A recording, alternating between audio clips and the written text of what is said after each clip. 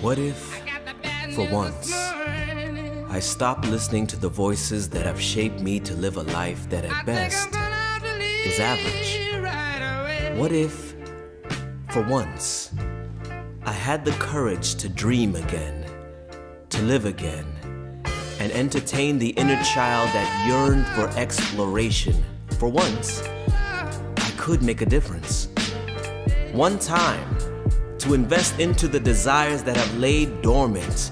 One time, not to dwell in the bondage of mediocrity, but one time to venture into uncharted waters whose ripple effects will be felt for generations. What if the sign I'm waiting for is now present?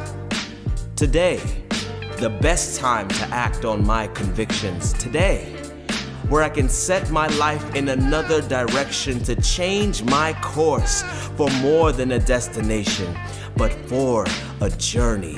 More than the end, but for a new beginning, a path for greatness, where I daily laugh in the face of the following enemies: insecurity, fear, guilt, and regret. Not to stay in the lane, but continuously making new paths for more to follow. One time in my life to ascend, one time in my life to extend and claim fulfillment. Because for once in my life, I will step over my excuses. My daily quote: to live above the status quo. And walk the valley of the unknown. I will today defeat the illusion of can't and won't, and say I can and I will. One time in my life to manifest the courage to live now, not tomorrow, to be alive now. No more maybes, but let today be the day I stand and fight. Now is the time, because I only have one life. One time in your life, why every black man should come down one time before you be put in this earth to see how this culture treats you. Come on, man. It's heaven.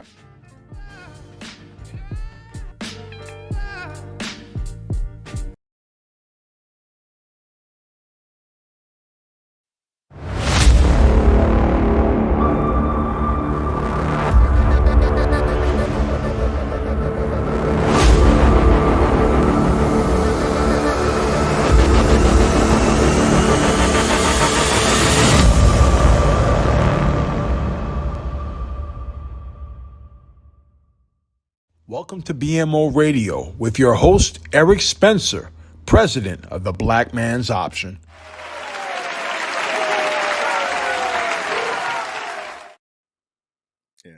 Hey, good evening, everyone. Welcome to another edition of the BMO Radio. I am your host, the Prez, Eric Spencer. I appreciate y'all brothers tuning in tonight. I know we have some competition. The playoffs is on, but we already know who's going to win that series, so ain't no reason for us to even watch that, as far as I'm concerned. But anyway, for the brothers that are here, I'm glad that you're here tonight.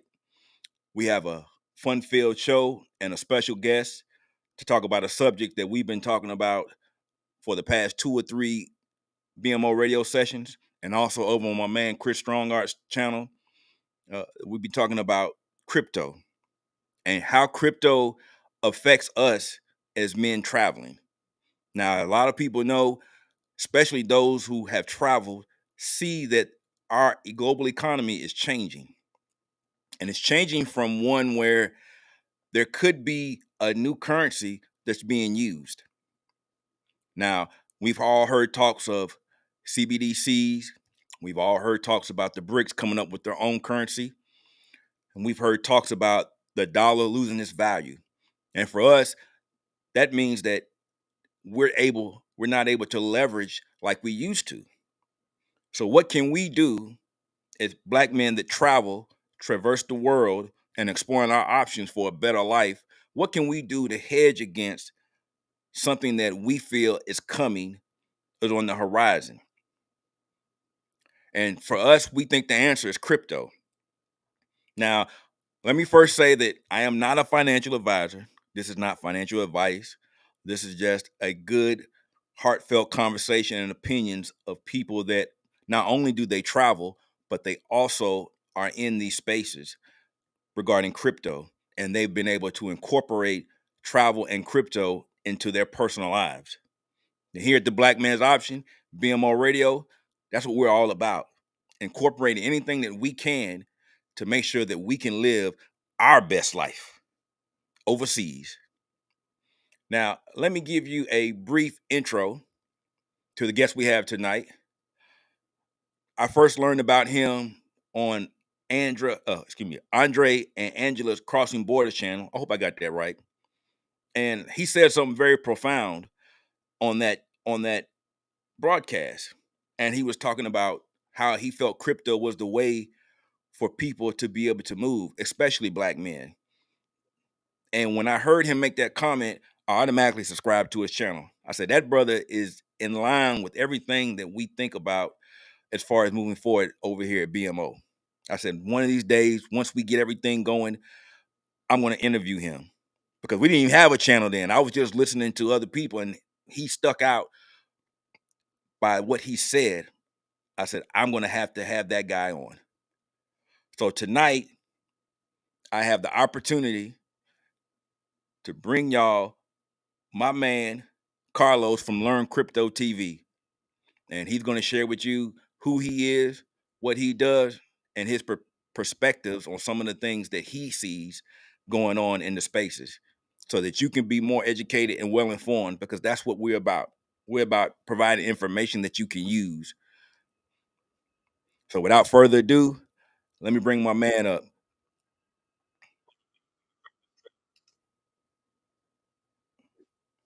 Crypto King is not a financial advisor. You gon' learn today, you gon' learn today, you gon' learn today. Had to get it off, why not be the boss? Started in Tampa Bay. Life in the matrix will crumble you. Poverty struggle will humble you. Florida State, relocate, pack my bags and I moved to Colombia. Hola mujeres bonitas, they say that it's cheaper to keep her. That's why I learn more than you. Crypto, I'm learning you. Learn Crypto TV is turning to. Please don't waste my time. Learn, yeah. Please don't waste my time. Learn today. Crypto TV. Please don't waste my time. Learn Crypto TV. Please don't waste my time. Learn today. Crypto TV.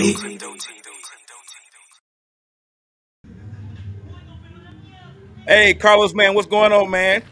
Man, what's going on, brother? Thank you for having me on the program.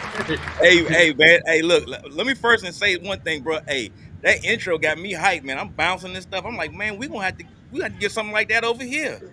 Man, listen, man, let me tell you, that's shout out to my man, Big Bass Life Television, man. He be doing intros for a lot of people. If y'all ever heard of Zoom to Thailand, all of those intros that y'all be hearing, them funky beats and stuff like that, that's who put that together for me, man. So I reached out to him because he a follower on my channel too, and asked him, to put something together for me and stuff like that. Well, he did the tunes and obviously, the pictures and stuff. I was able to do that because I got a bit of a background in, Okay. Well, hey, brother, hey, man, I appreciate you coming on the show, man. I appreciate you taking the time out of your busy schedule and whatnot. And like I said in the intro, man, I saw you on Andre and Angela's channel, and I was like, yo, this brother, I got to really reach out to him because I really want to hear his insight on things of traveling and crypto. And you're doing both of those things. So give us a quick background about who you are and what your channel is about. All right, well, like my man Eric said, to the audience or the family, my name is Carlos, Los for short, or Crypto King, whichever you choose to call me. All of them fit. But anyway, I'm originally from Tampa, Florida. I've been there all my life. Background, I went to Troy University, Troy State when I was there. Played college football, ran track in college and stuff like that.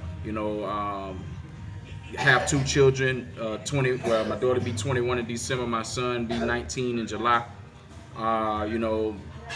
Basically, I'm one of those people who end up, I ain't gonna say a late start. I was a teacher for 10 years and then I decided to change careers, and that's how I got into information technology. That's my actual current current industry that I'm in right now, which allows me to be able to live and work abroad.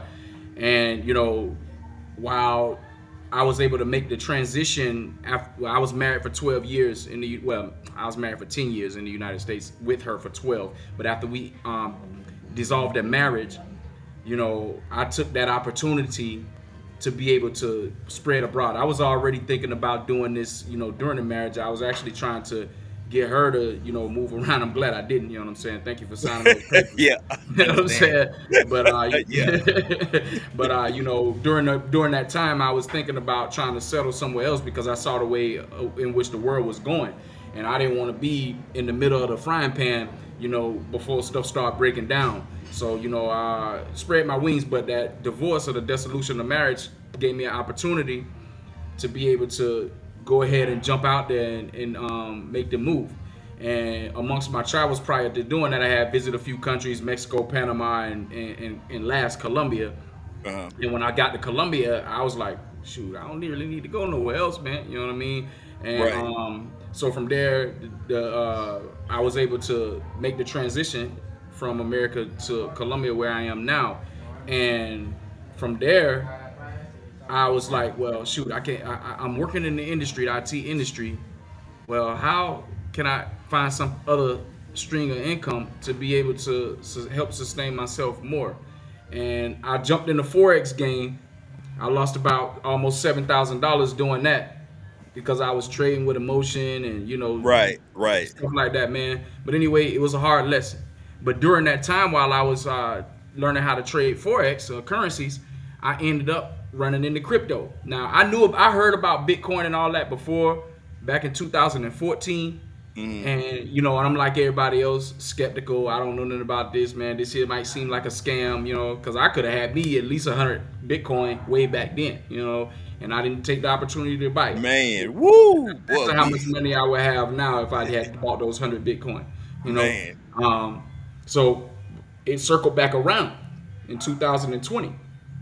And, I was like, you know what? Let me go ahead and see what this here is about. It's a little bit slow moving. There's a lot of coins that I could actually afford to get into the projects. And if I lost the money, it really wouldn't hurt me like that, like Forex did.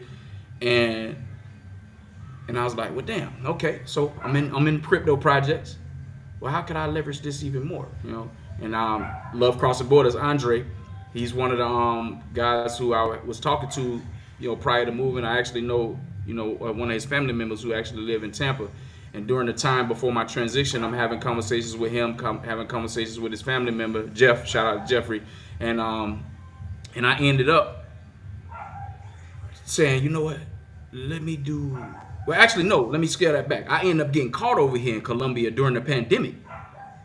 So you were behind enemy lines. Oh yeah, man. You know what I'm saying? I came over here for my 40th birthday, and my fiance that I was telling you about earlier, she gave me a little surprise party or whatever. I had an 8-day PTO vacation, and during that time, the 5th day, Copa sent me an email.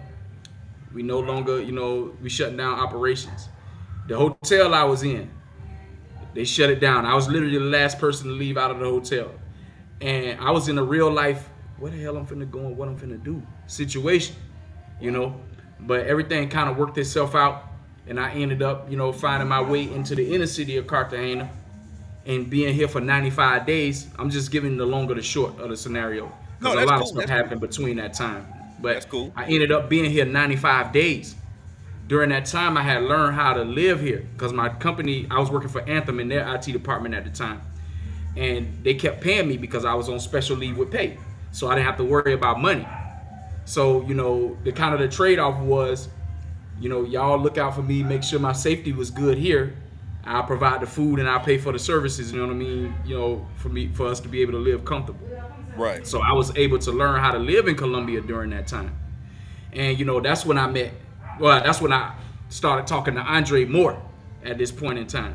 Mm-hmm. And during this time, I was looking at YouTube because he had been on YouTube 2 or 3 years at this point. And, I'm looking at other guys, Drees, shout out to Drees, Rototape. Yeah, I was looking at his channel. And Tailor Made Dreams, I was watching him periodically. And because I wasn't into YouTube like that. So, a lot of these guys who they was talking about, like you mentioned Charles Tyler and stuff, I had never heard of him. Ace was the biggest YouTuber at the time that I knew about, and my cousin actually turned me on to him.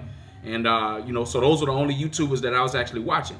So I had decided, I said, you know what, let me go ahead and start a YouTube channel. But I didn't know what route I wanted to go in. But I knew that, I was thinking about the crypto thing, and I had a couple other ideas, because I'm spiritual. I was looking at a spirituality channel and stuff like that. And Andre actually helped me to be able to set up get my ideas in order.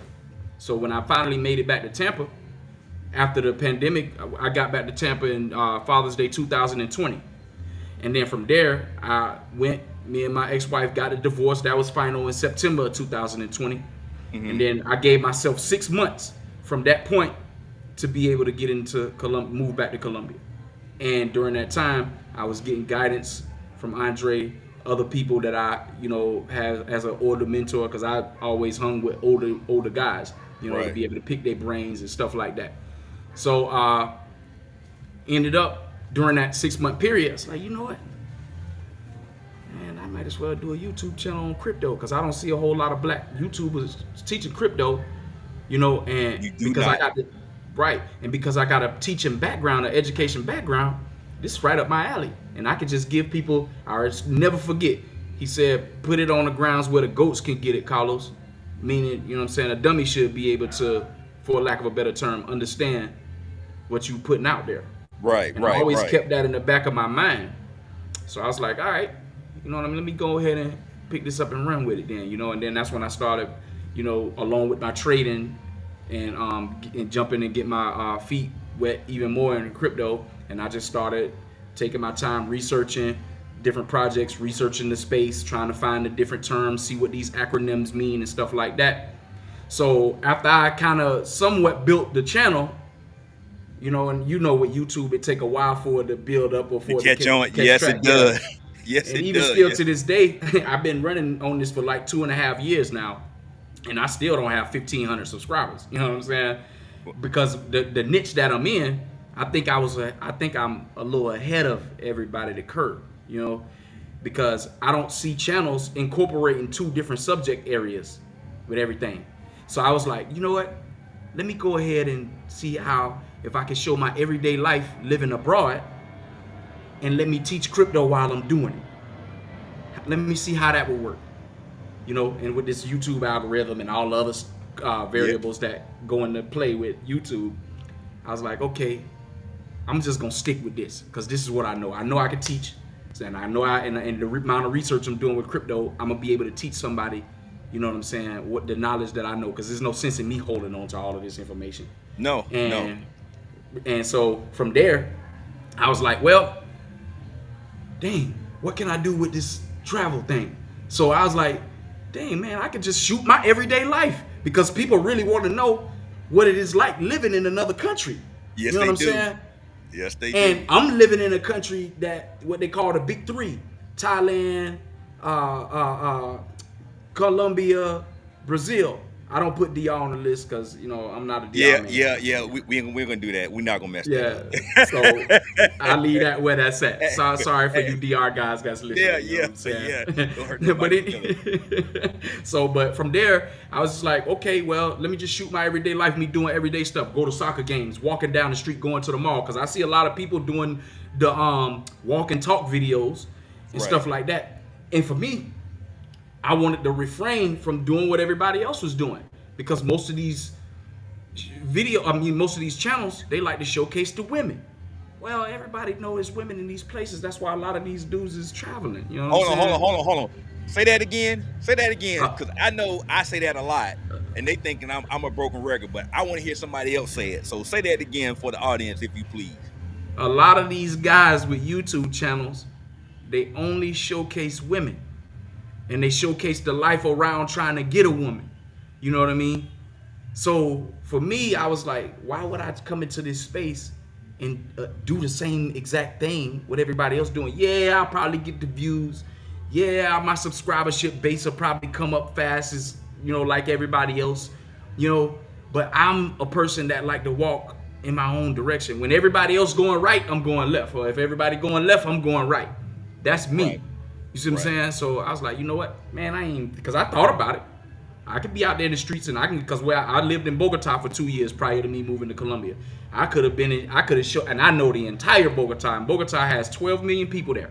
You know what I mean? And I know more than what the average person knows about Bogota, meaning as an expat, because I don't consider myself a passport bro, because I live abroad. So Right. I was like, you know what, man? You know what? I ain't finna even focus on that, man, because there's too many people out here doing this. Let me just stick with the program of showing my everyday life, living in another country, basically travel and teaching this crypto while I'm doing it. And then over time, as I found my stride, I was like, you know what? When I'm putting in a subject area, then let me see how crypto goes together with this subject area. So now, for the last maybe 6 months or so, on my programs, I drop them every Monday because people don't do nothing on Monday.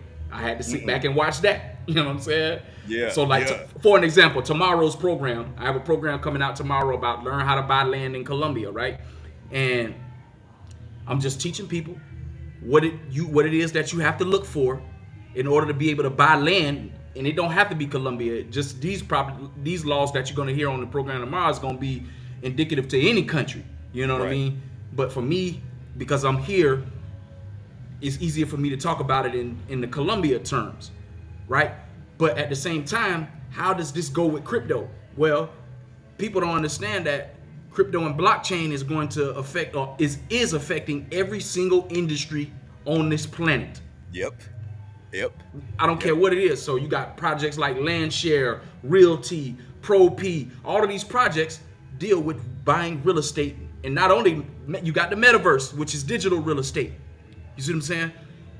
So on my program, how do I incorporate the topic with blockchain and crypto technology and cryptocurrency? And that's how I arrived to what you saw on Andre and Andrea's Love Crossing Borders channel. And shout out to brother Andre, man. That's a good guy. Yeah, shout out man. to Andre and Andrea. They're in the chat, man. Appreciate y'all, man. Okay. Yeah, cool. they're in the chat. And you know what? That's funny because my man Chris Strong, he's in the back. We were talking about crypto and stuff, and we've had this conversation before as you travel. And for us, last year we did a group network event to South Africa, and you were able to buy crypto. They had a Bitcoin, Ethereum, XRP ATM in the mall.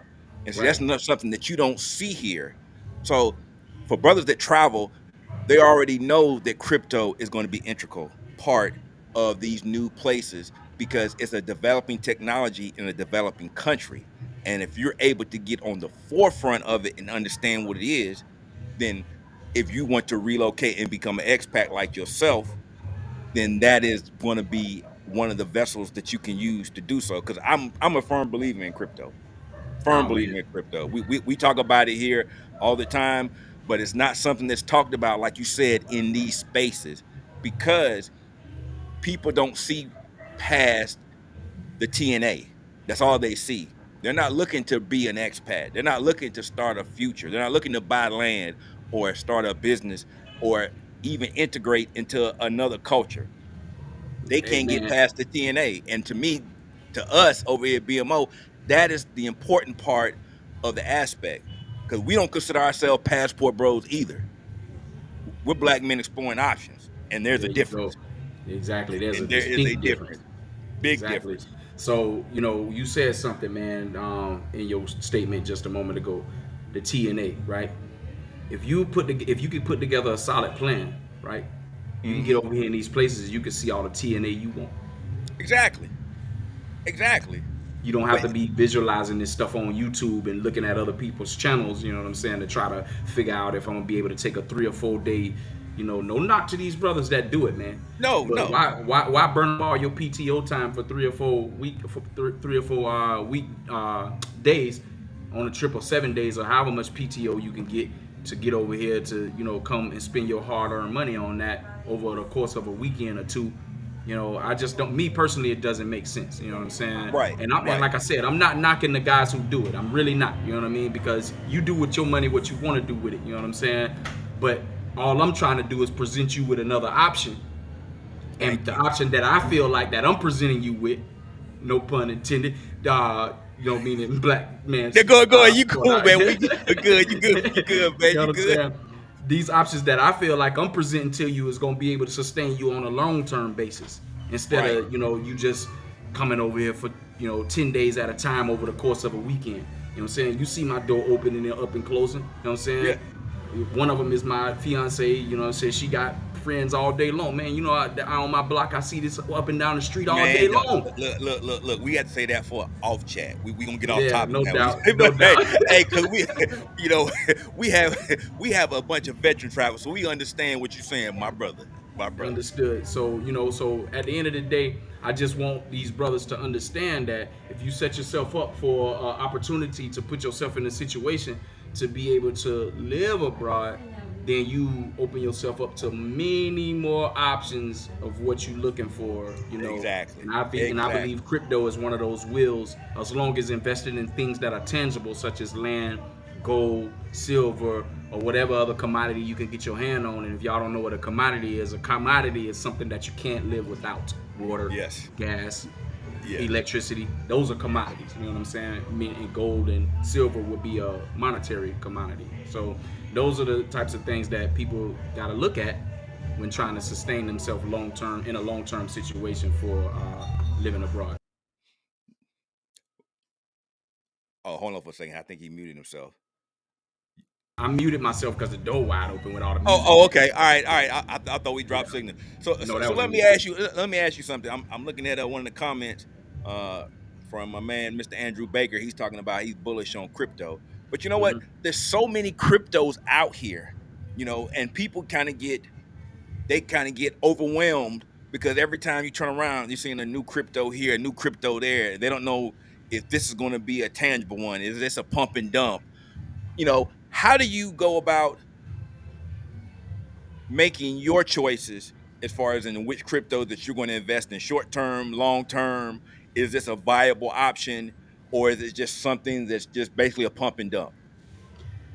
Okay, so there's several ways that you can, get into the game and create a scenario for yourself. But everybody, in my opinion, should be some form of a hodler. HOLD, that's the acronym in the crypto space, HODL. Because there are certain cryptos that's going to be around for the long term. They're going to always be around. So like, you had, when the internet came out, you had AOL, and then it went to Yahoo, and then it went to Hotmail, and then it went to Yahoo Mail, and then Hotmail, and then now Gmail, and then now you got Proton Mail, which is a secure email. And I'm just using that as an example to some of these cryptos that's going to be out here. So Bitcoin and Ethereum, the king of the block right now, they hold the largest market, at least 60-70% of the market cap of all of the cryptos, right? And so I tell people, when you jump into the space, you want to get into those type of cryptos, something that's already been established, they've been around for a long time, and they have the opportunity to be the grandpops in the space, right? How do I determine what I'm going to go to next within an altcoin? If you don't know what an altcoin is, family, altcoin is short for alternative coin. And alternative coin is anything that's not Bitcoin. So that's Ethereum and everything else, right? Ethereum is the blockchain that most of the altcoins, they are built on, right? So, and then you have different sectors. There's like, I don't know, man, at least 50 different sectors in crypto. And that's more than the traditional stock markets. I believe the stock market has about 11 to 14, I want to say. I'm saying between those numbers because I don't know exactly how many it is, but I know it's between that number, 11 and 14 sectors, right? So what I do, a couple of things that I look for is how long the project has been out. Who are the partners? Or who are this crypto project partner with? What is the utility behind this coin? What problem is it going to solve in the real world, right? Those are some of the things that I look for when I'm evaluating the research in the crypto. So right now, but I don't want to go too far into it because I could do that later in the program. Right now, some of the biggest sectors that I'm looking at, and a lot of people in the WhatsApp groups will tell you that I'm in, is artificial intelligence. You see right now, artificial intelligence is getting ready to offload a lot of people off their job. You know what I mean? The only way that you're going to be able to hedge that problem for yourself is to either invest in AI stock-based companies, or publicly traded companies, or AI crypto-based projects, or be in the IT field and learn how to be able to troubleshoot behind the scenes that artificial intelligence, or learn coding of some sort for that particular sector. So you always gonna hear me talking about invest in AI cryptos or AI stocks. I like the layer 1 and the layer 2 blockchain projects: Ethereum, Algorand, Solana, cryptos like that. Layer 1, layer 2, and Polygon. Those. Then you got the Internet of Things, or IoT. Then you have NFT and gaming, because the metaverse, according to JP Morgan and some other, and Microsoft, is going to be a $30 billion industry in the years to come. 30, I said with a B, 30 billion, and I might be lowballing it. You understand? So NFT and gaming, that ain't going nowhere. People say, man, I got a buddy of mine that works over in the Middle East, and he, Carlos, you crazy. You buying all these NFTs, and man, that's just dumb. Everybody who buy NFTs, y'all stupid. This is what he literally told me. I'm laughing at him because he doesn't see the long game in this stuff, right? You know, let me give it to you in layman terms as far as NFTs, right? They got these projects on the Dapper Labs and the Flow token, FOLW, NBA Top Shot, NFL All Day, UFC Strike. All of these are nothing but digital trading cards. But like, these like, you remember the trading cards? Like the Pokemon and all the other cards like that. Okay, gotcha. But they're digitized. Right. See, but with these particular platforms that I just told you about, they actually show you this play. So these plays that they be showing on ESPN that be running for years, like when Jim Brown just passed away, God bless his soul. You know what I mean? Sir. They're gonna for the last few days they've been showing Jim Brown replays over and over again for the impact that he had in just the NFL. You know what I'm saying? Mm-hmm. So these are the types of digital replays or NFTs that you would get if you purchased an NFT off of a platform like NFL All Day. You know what I mean? So that's how you look at certain things. Now, not all NFTs are going to be around. It's not going to happen. Everything is not going to stay. But these are some of the things that I look at to answer your question when I'm getting ready to involve myself in a project or invest in a project. And one of the other ones I'm getting ready to start doing research and putting out videos about is healthcare, because blockchain technology is now in the healthcare game. Hey, look here. We got somebody. We got one of the guests, man. We were just talking about that before you came up, about the healthcare industry and how they maneuver certain things and whatnot, and that's going to be a big thing if they're going to be able to incorporate that into some type of crypto. So, man, you schooling me tonight. Go ahead, man. But I don't want to talk over a lot of people's heads, you know what I'm saying? Because I'm just going to try to keep it at a basic level. You know, I might get a little intermediate with it, but, you know, because a lot of people, they still don't have a good understanding of this space. And in order for them to be able to feel comfortable with investing into crypto or crypto projects, they have to have a foundation or solid understanding. So, you know, I do have a ebook, Crypto Like a Boss, that helps with that as well. But, you know, I'll send that to you, you know, for your audience later.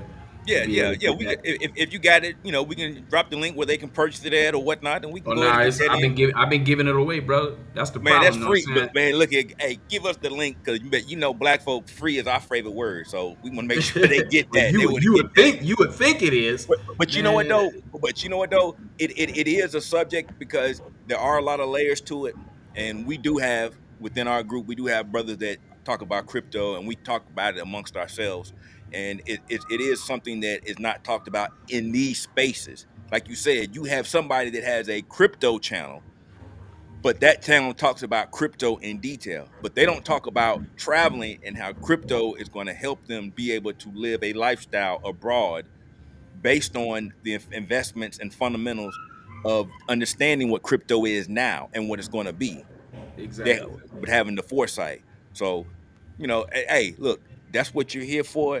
We're here to showcase you and your talents, your channel, and we want to make sure the people that follow us are on the same page, because that's what we're about. We're about getting our information, and you just said a mouthful, and I'm gonna have to go back and watch some of this and write down some of my notes. I know my man Chris Strongard in the background. I know he writing because he got his pen and paper down, so he always taking notes on this.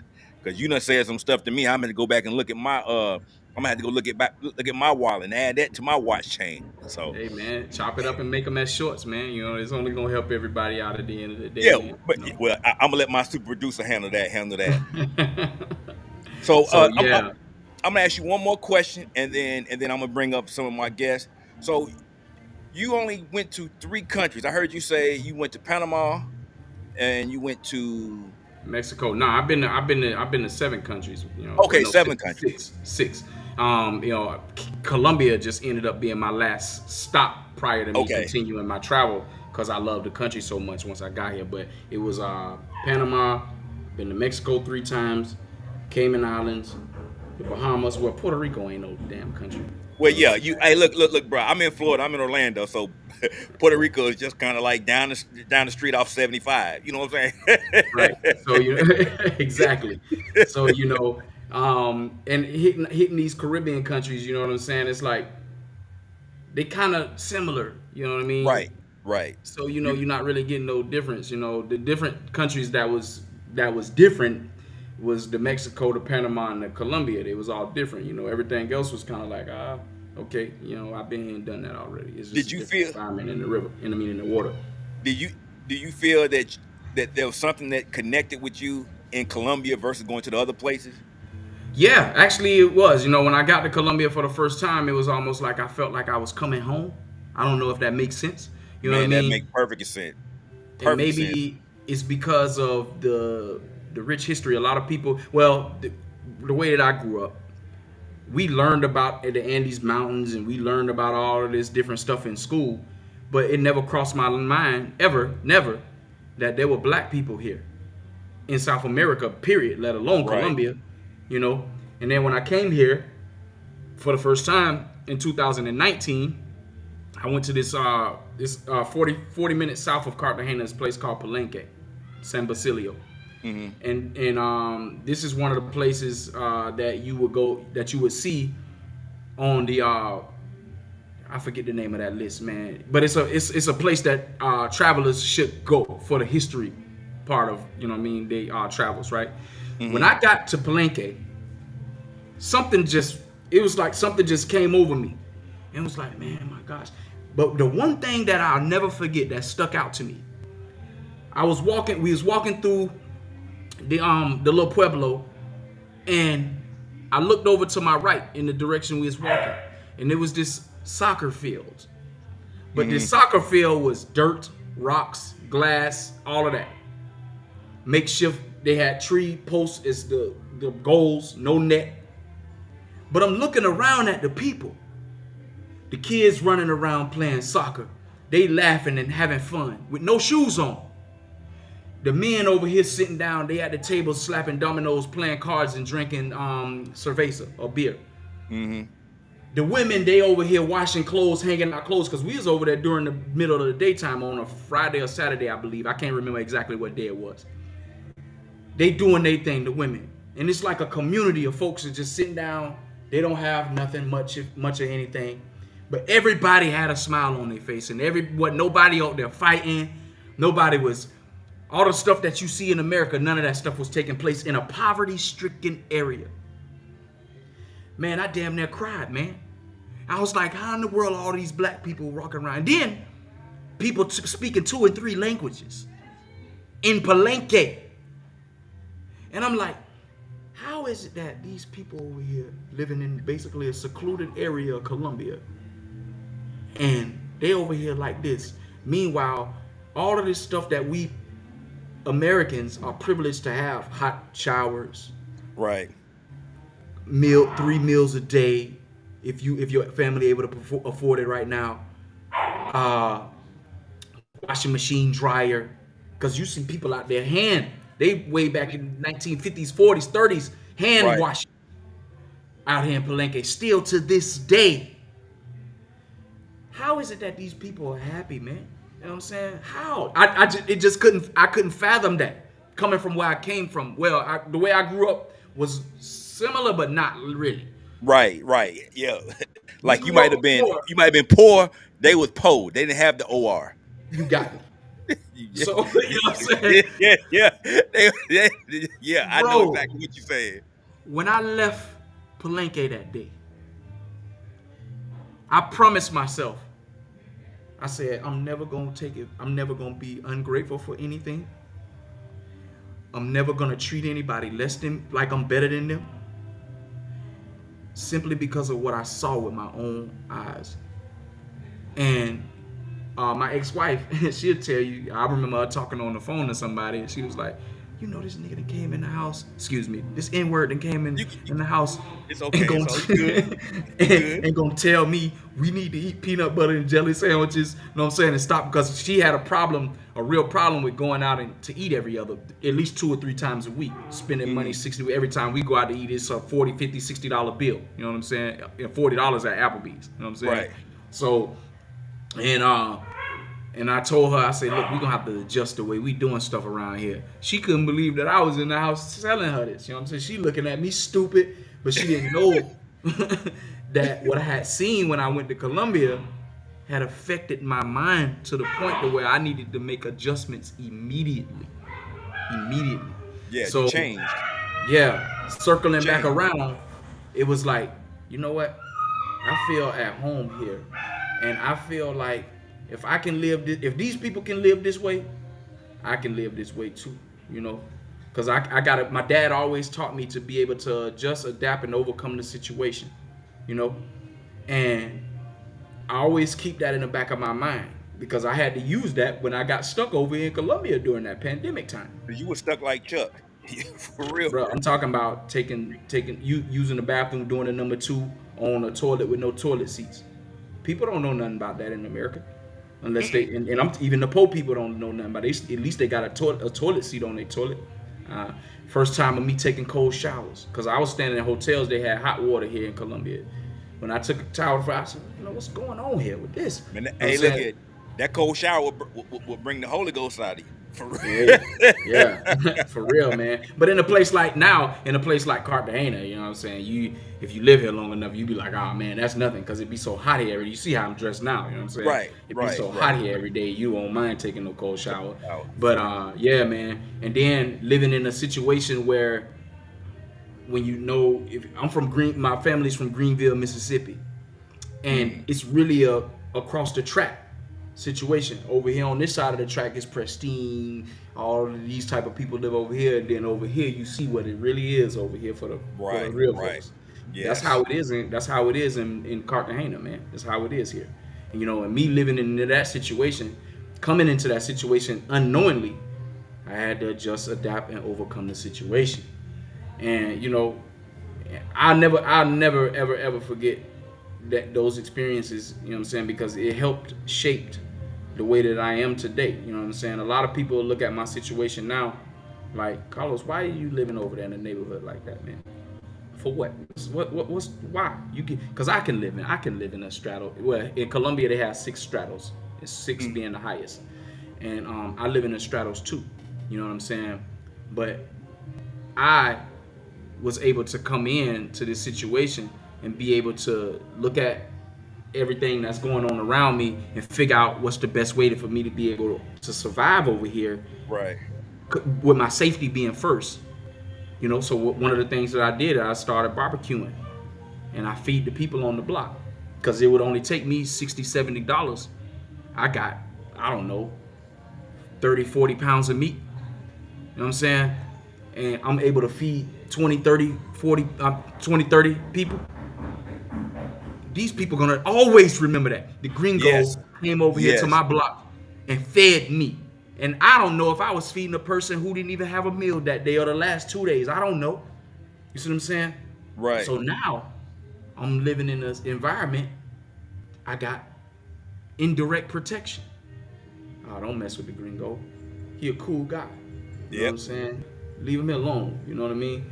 You know, I had several people over the course of the time of me traveling come ask me for help here and there. They only asking for 5, 10,000, 20,000 pesos sometimes, which is only equivalent to $2, $3, $4, $5. People in America S on that all day long. Matter of fact, if you got a job and you eat lunch, you probably spending $25 at Chick-fil-A. Bruh, yeah, especially if you up in NYC. Yeah, you definitely going through and spending that and not even blinking. You're not even blinking. So for me, if I got it, now of course I don't do this every time. You know what I mean? But if I know the guy and I know their situation or whatever, and he humbly asks me and I have it, now I look out. You know what I'm saying? Yeah.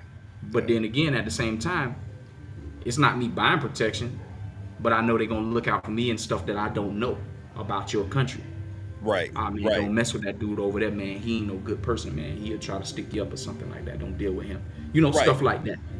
You know and that makes and that's what we tell dudes. Like when you go into these countries, you have to be humble. Be humble because you are very fortunate.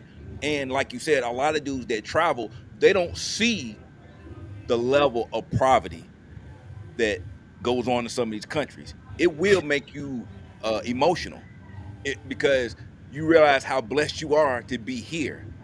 Even though we have to go through the things that we have to go through to be here as Americans, in comparison to where they're at and how they're able to live much happier with much less, it makes you change your entire perspective about living here in the States and what's really important to you.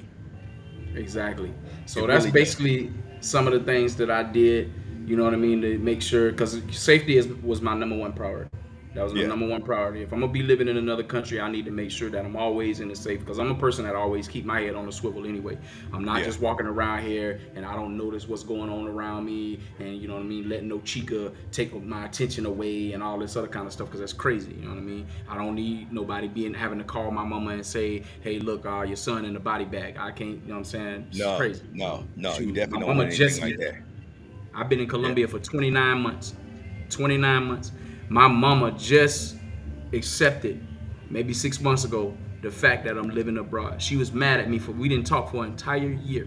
Because my own mother, she couldn't have fathomed in her mind, why would I want to get up and leave the great United States to come live in a country where she thinks that everybody is trying to leave to get over to America. Right.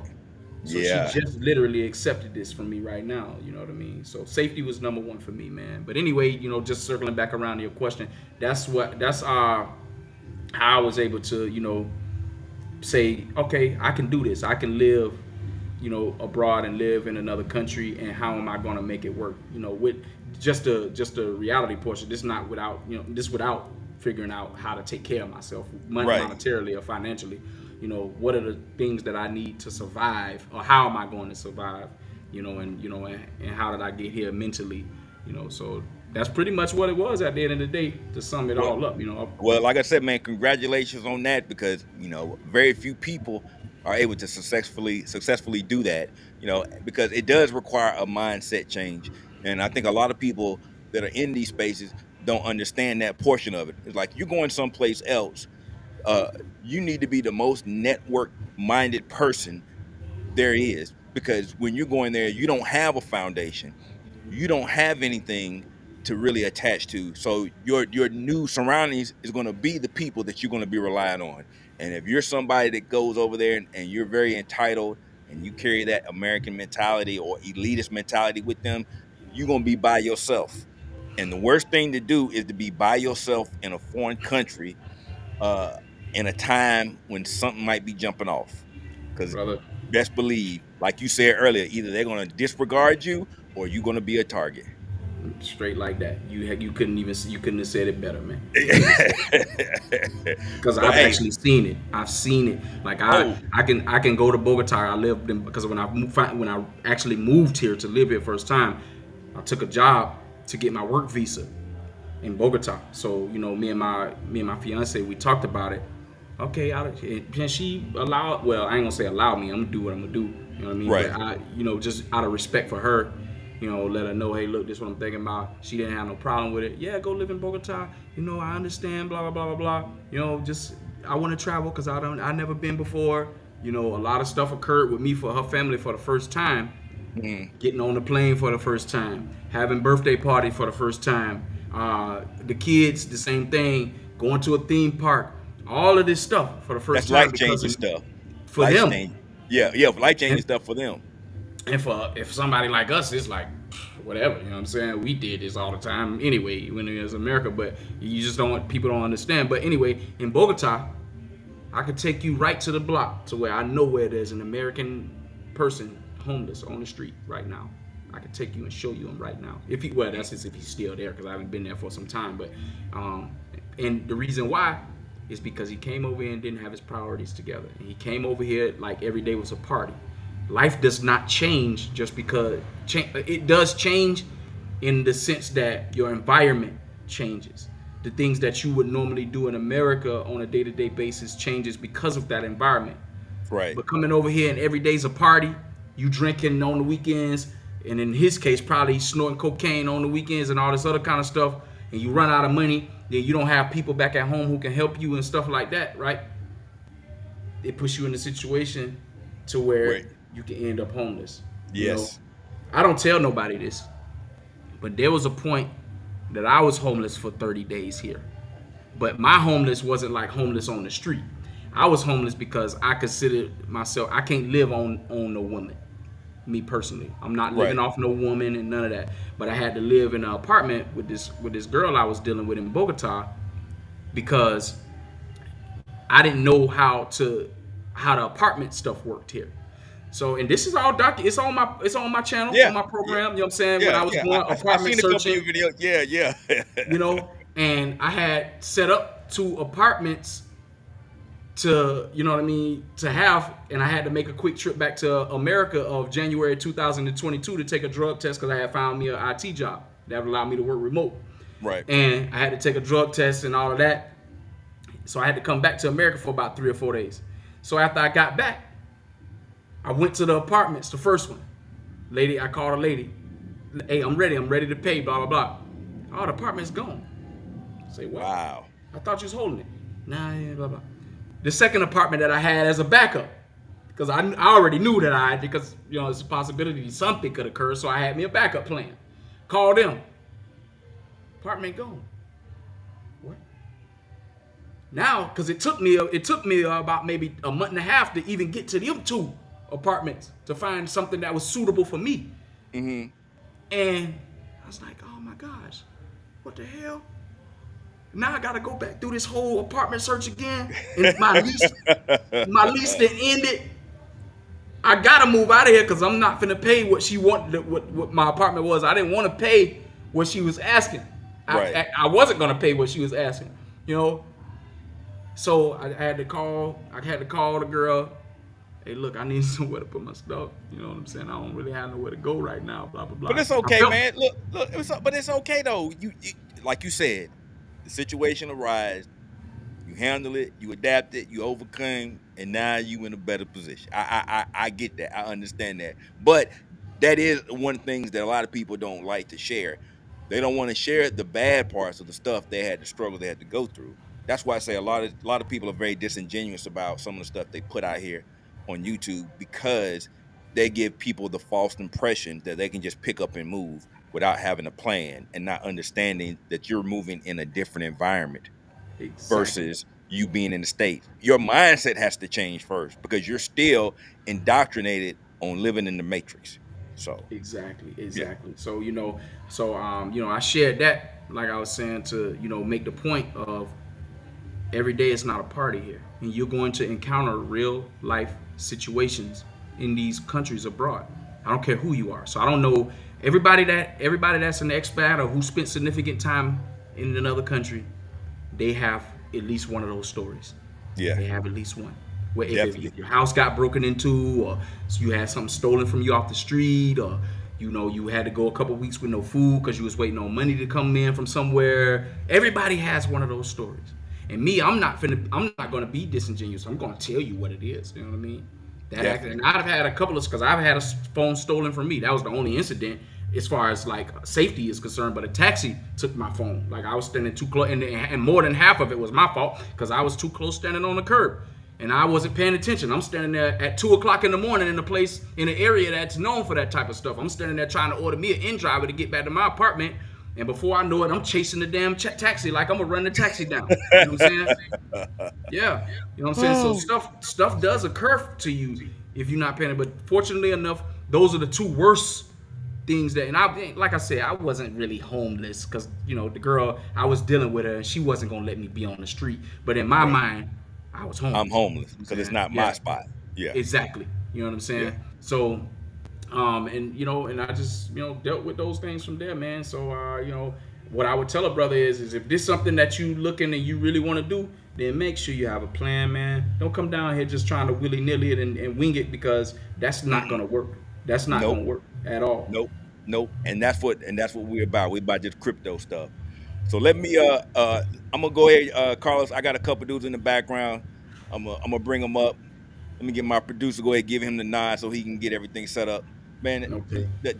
Our producer Jamel around the world, hey, it's so good. You can just sit back and all I can do is I can look good and he do everything. So, you know, but first and foremost, let me introduce everybody that's joining the panel tonight. To my left, is that my left? Maybe my right. Anyway, my man Chris Strongart in the building. Chris, man, what's going on with you? And to my right, we got the man Travis T. He is my crypto expert that I go to when there's something I don't know something about. I asked Travis about it. He pretty much school me up on game. And last but not least, we got this big Negro you see over here. We call him Runway. That Negro will change clothes on your ass. He's swole as hell too. He's like, what up? Shalom, Travis.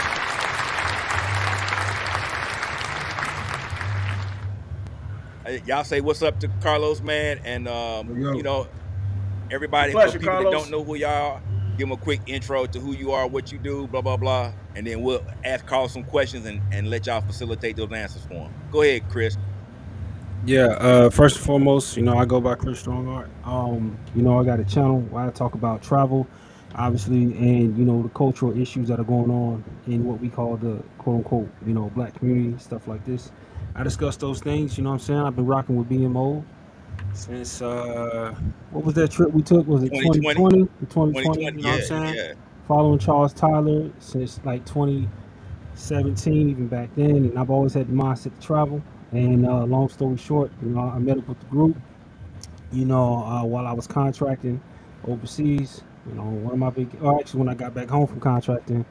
And yeah, I linked up with the group for a Brazil trip. And pretty much I've been rocking with the group ever since, man. All right, appreciate that, Chris. Travis, what's up, man? Hold on, let me make sure. Oh, let me see if you. Okay, hold on, Travis. My fault. All right, go ahead, Travis. Try it now. Can you hear me? Yeah, we can hear you. Go ahead, man. Hey, great show. Hey, a little bit about who I am. Where do I start? You know, I found BMO. A divorce almost crushed me in about 2016, and what saved me out of this divorce was I found self-worth by traveling. So I left my job, left everything, and started traveling. And I found Colombia.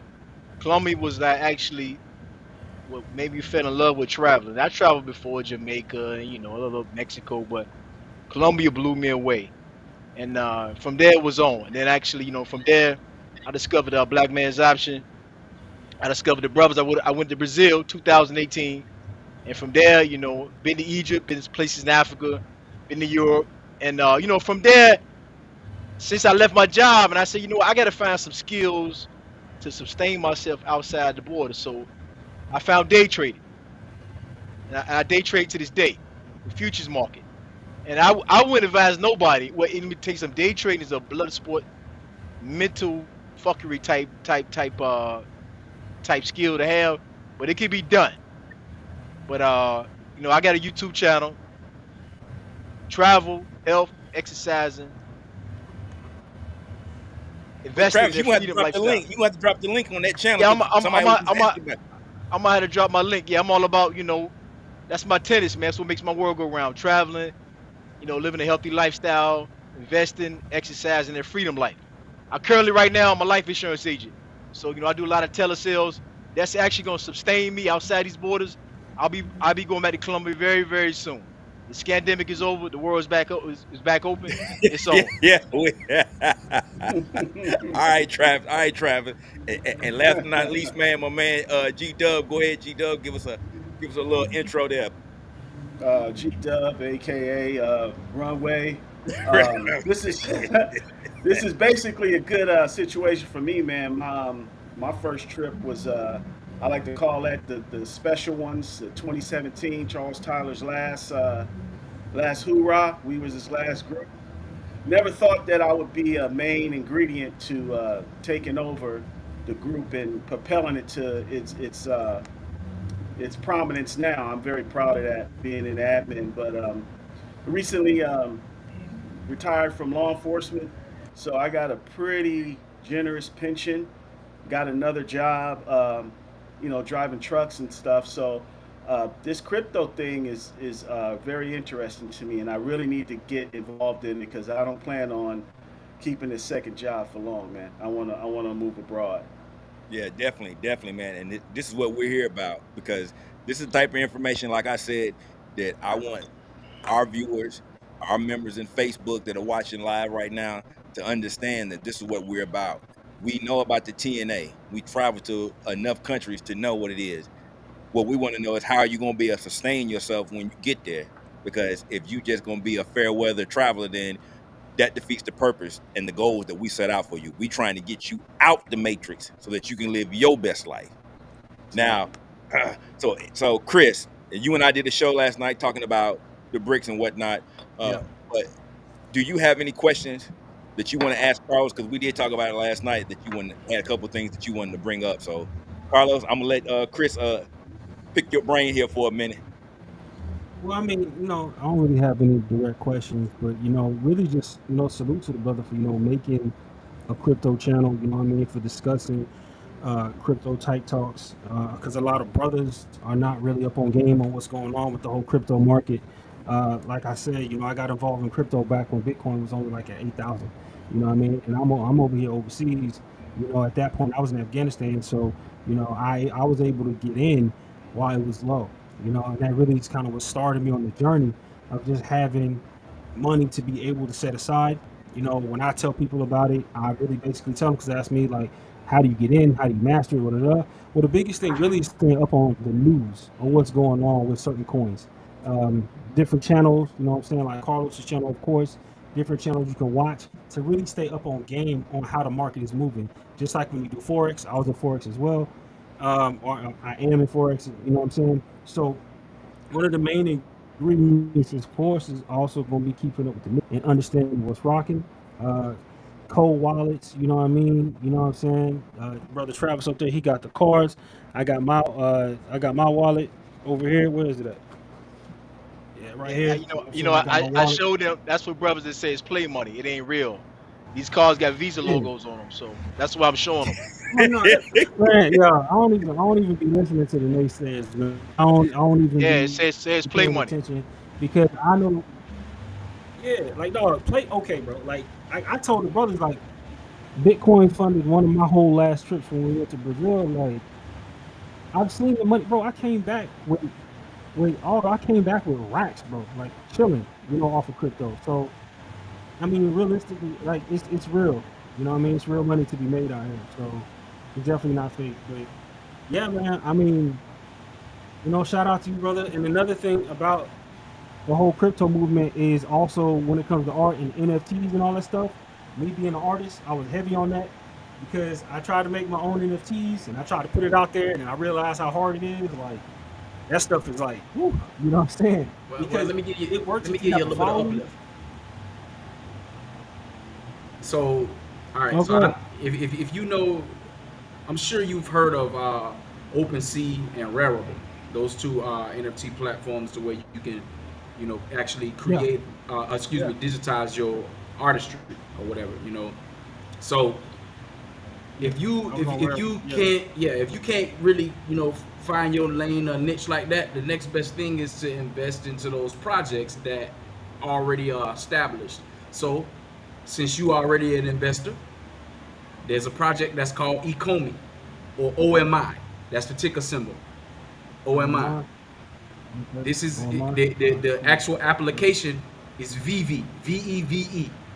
Okay, they have licenses with Disney, Marvel Comics, Pokemon, and y'all know how popular the Pokemon cards are. Yes. DC Comics, The Simpsons, amongst other things. So if you can't really find your niche as an artist to NFT your material, then invest in the next best thing. That's one of those projects that is under a penny right now because a lot of people don't even know about it. You know what I mean? It's like got less than 2 million users worldwide. You know what I'm saying? So then you have another NFT platform, or two more that could be considered NFTs, is Ardius and Theta. Theta. I know. I heard about Theta. Yeah. Theta is the Web 3.0 YouTube. So Eric, you got your channel. You can start dropping your stuff on that platform too. Because I do that with Learn Crypto TV as well. See, and you can earn Theta tokens, or T-Fuel. That's what they call it on there. And eventually, whatever the T-Fuel is going to be able to pay for stuff in there. Artists, if you're artist as far as music is concerned, you can start putting your music out on that platform direct to consumer. Earn your money through Artists tokens. It's just like it's a streaming service, just like Spotify or Apple Music or whatever other people be using out here. But it's direct to consumer. That means you don't even have to worry about no Universal and all these other third-party sources to distribute your music or your content, right? So those are some platforms that you should look at, as far as NFTs. I wouldn't stop your artistry because I work with a company called Lion Order Gold, and we have an artist named Jean Lozier, Jeanlosier. He's a Haitian descent. You can look his name up. The reason why I spelled that out, so y'all might want to rewind this back, check it out, and his name is Jean Lozier. He is famous for something in America, but he no longer lives in America. He's back in Haiti. He got deported back to Haiti. So I can tell you what type of, but he's this mega artist. Some of his artists has been on movies. You know what I'm saying? So, but anyway, we have a line of artwork with him. He has a LeBron painting, Nelson Mandela, Osaka, what the little the Haitian Japanese girl, the tennis player. She got drawings with her. Coco Golf. Yeah. So he's creating all these different type of paintings, and they're unique to his style. Once they catch on, you know what I'm saying? So there's but we put that out on that's why I mentioned OpenSea and Rarible. We put that out on those platforms. They work with me. You know what I'm saying? For my knowledge behind getting all of the back end stuff set up for the crypto. And then we also have, because it can be like I was talking about commodities, right, earlier. Right. We have 2.25 troy ounce silver and gold pieces in the form of a coin for people to be able to invest in as well, something tangible that you can have in your hand. And for people that don't know who listening, that platform, those NFT platforms allow you to basically, the words on the tip of my tongue, certify on the blockchain that what you're paying for in an NFT is actually real. But in this case, right, you're getting a C. So the blockchain is issuing a COA, like certificate of authenticity. There you go. That's what I'm talking about. Like a receipt. Exactly. Right? Exactly. Yeah. That's what the blockchain does. Digitizes your thing, but with our product, you get the physical, actual piece as well.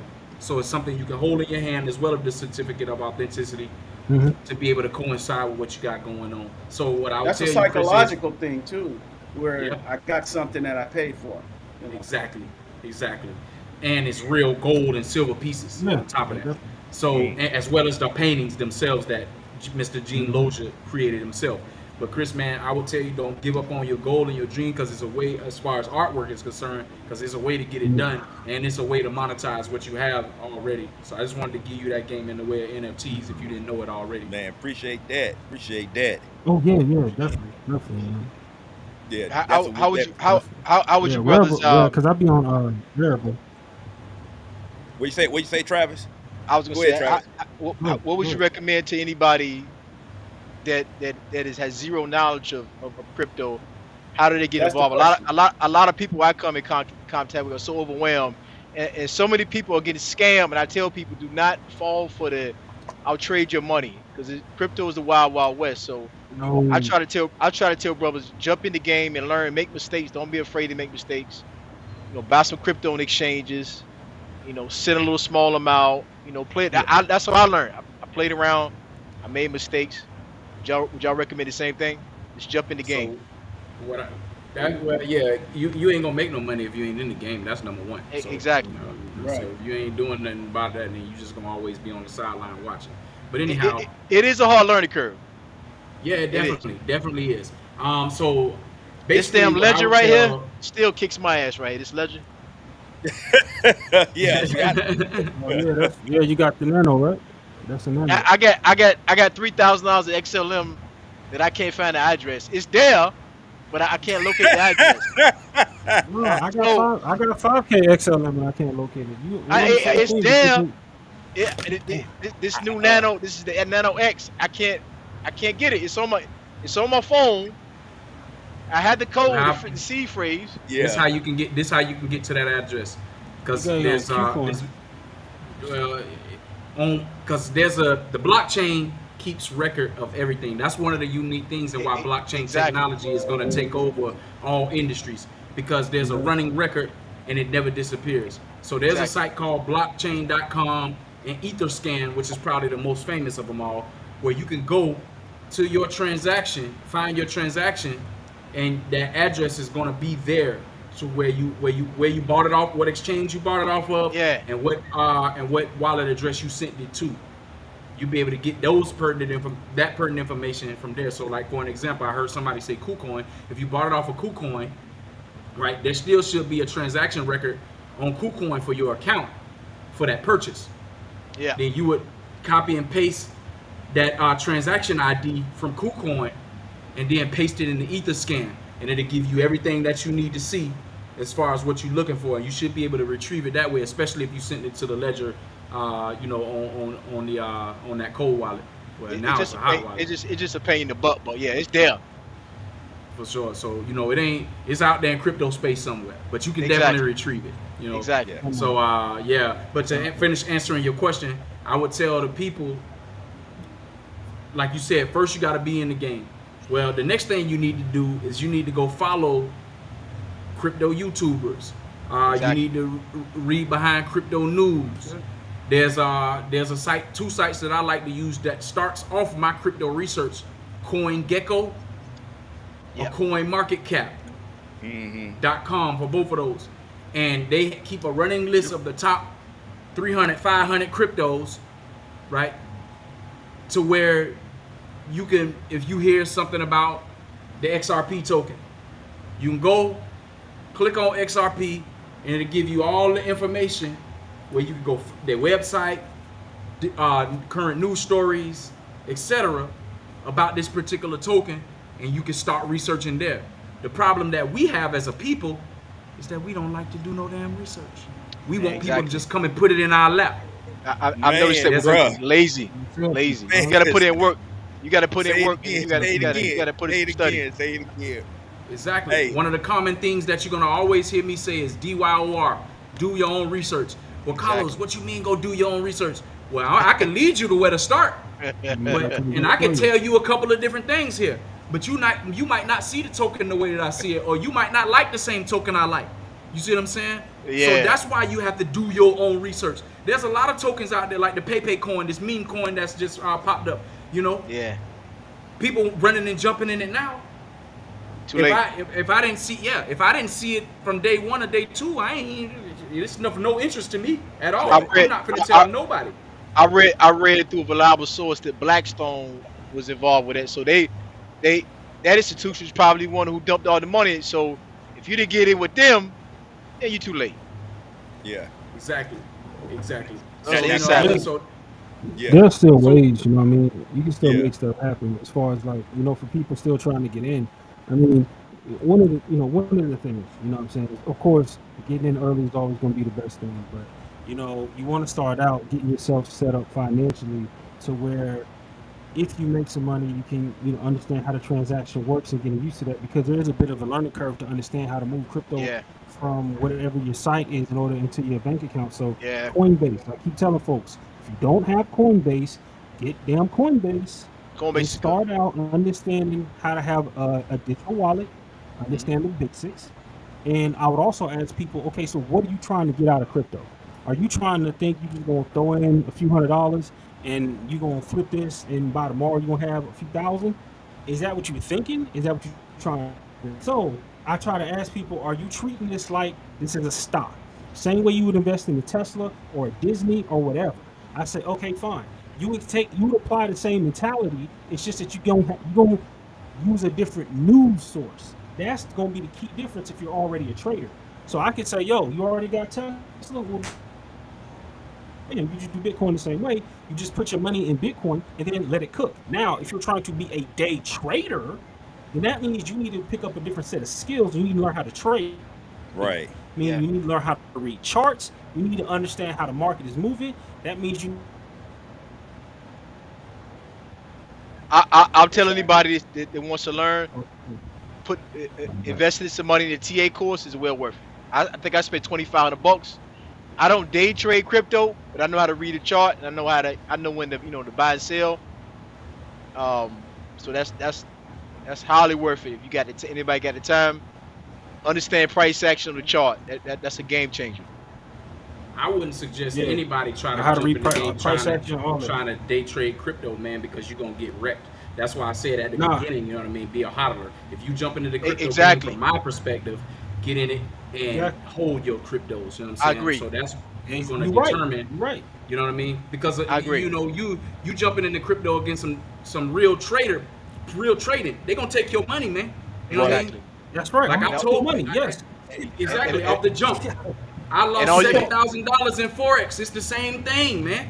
That's true. You know what I'm saying? Carlos, it's vicious. So Carlos, the thing you're saying is like me. I'm trying to get I'm new. So what you're saying is I don't want to day trade. I just probably want to research, put my money into something, and let it mature, but still watch it at the same time. Exactly, because you know you can put your money in a project. For an example, a lot of these projects they move, and they move at different times, and crypto is traded 24/7 365. There's no sleeping with this. All right, you don't want to be the person sitting in front of the screen waiting on some gain because you might not get no sleep. You don't want that, man. Right? That's stressful, man. Exactly. But at the same time, if you jump into a project, right, you may wake up one day and I got another site that I follow called cryptobubbles.net. Cryptobubbles.net. And you can look at it from a day, week, month, all down to 1 minute, you know what I mean, on the trade, right? So you in a project, let's just say you in XLM or Stellar, all right? Right now, Stellar's sitting at 8 cents a token right now. So you wake up one day and these gains, and the other reason why people trade crypto is because you ain't making no 20, 30, 40, 50, sometimes 70% in a day. You're not doing that in the regular stock market. You know what I mean? So a real trader can take $1,000, you know what I'm saying, if they know what they're doing, and turn that into 1,700 in 15 minutes if they're in the right token. You see what I'm saying? But you as a hodler or somebody who's just waiting on it to mature, you may wake up one day and check your account and say you put in $1,000 and you wake up and it's at 2,500, and you want to take profit off of that. Take out what you put in, put it in a stable coin. Carlos, what you recommend? What do you recommend for like G-Dub? Any type training courses? I went through Brian Rowe's DeFi Academy.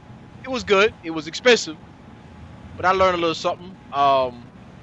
But I think you get more bang for your buck. Like Big Boy he's got a DeFi Academy. It's like, I mean, he's got like a little course. It's like $40. You can learn a lot. I'm gonna be totally transparent with you, brother. Yeah, that's a trading thing. But for me, I learned everything on my own. I did too. On my own, man. I did too. You know what I'm saying? I didn't want to. I feel like just in general, if another person can learn it and teach it, I can too.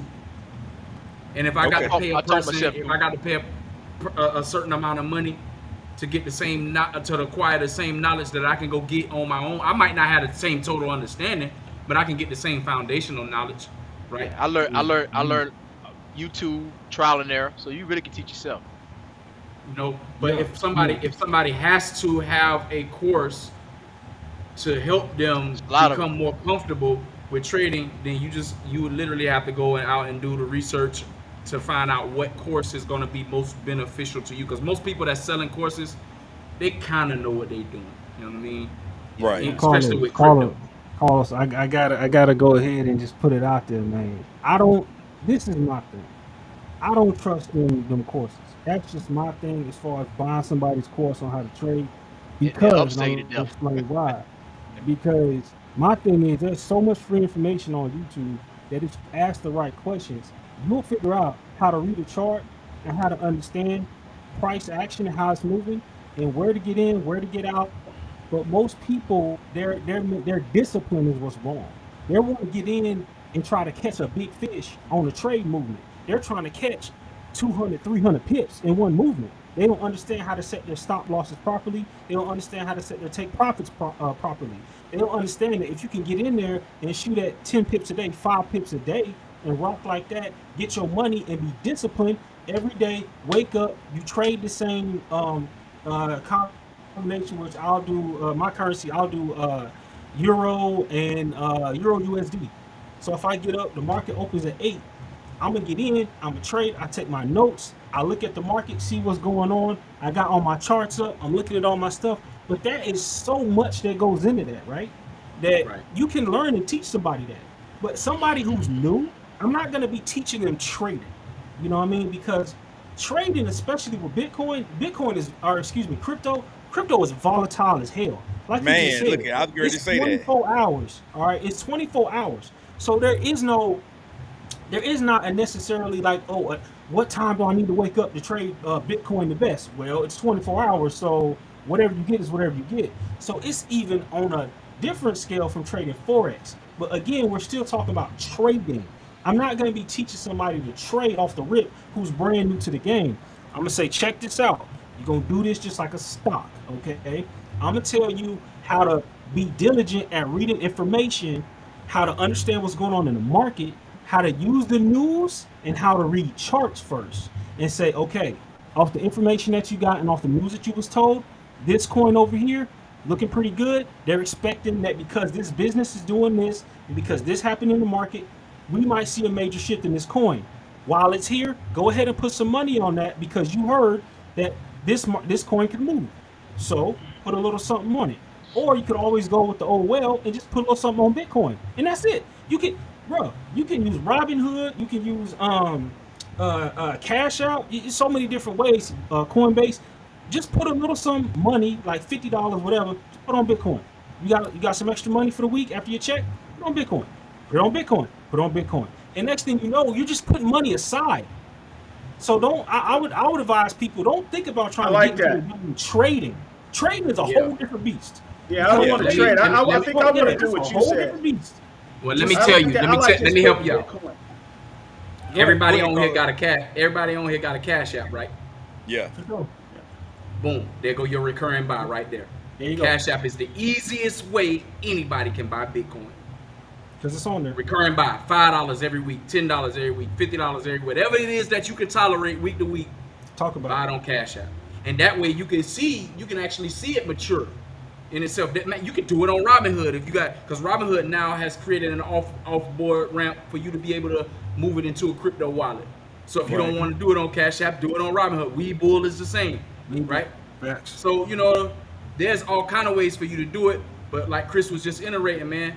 It's a whole lot that goes in. That's how I lost my money Forex trading, because I came in it not reading charts. Nope. Carlos, how long ago was that, Carlos? Right before I moved to Columbia, so a little over 2 years ago. And I can still feel the pain in your voice. When you talk about, you can feel it. I lost. Because I'm looking at them $7,000 I lost, and if I had put half of that on a token like AGIX, them $7,000 would be $27,000 right now. Exactly. Right. Yeah. Carlos, why come you didn't do a prop firm challenge, man? Why you trading your own money, man? Man. That's a hard lesson to learn. Hold up now. You getting into some different level type stuff now. Yeah, I know.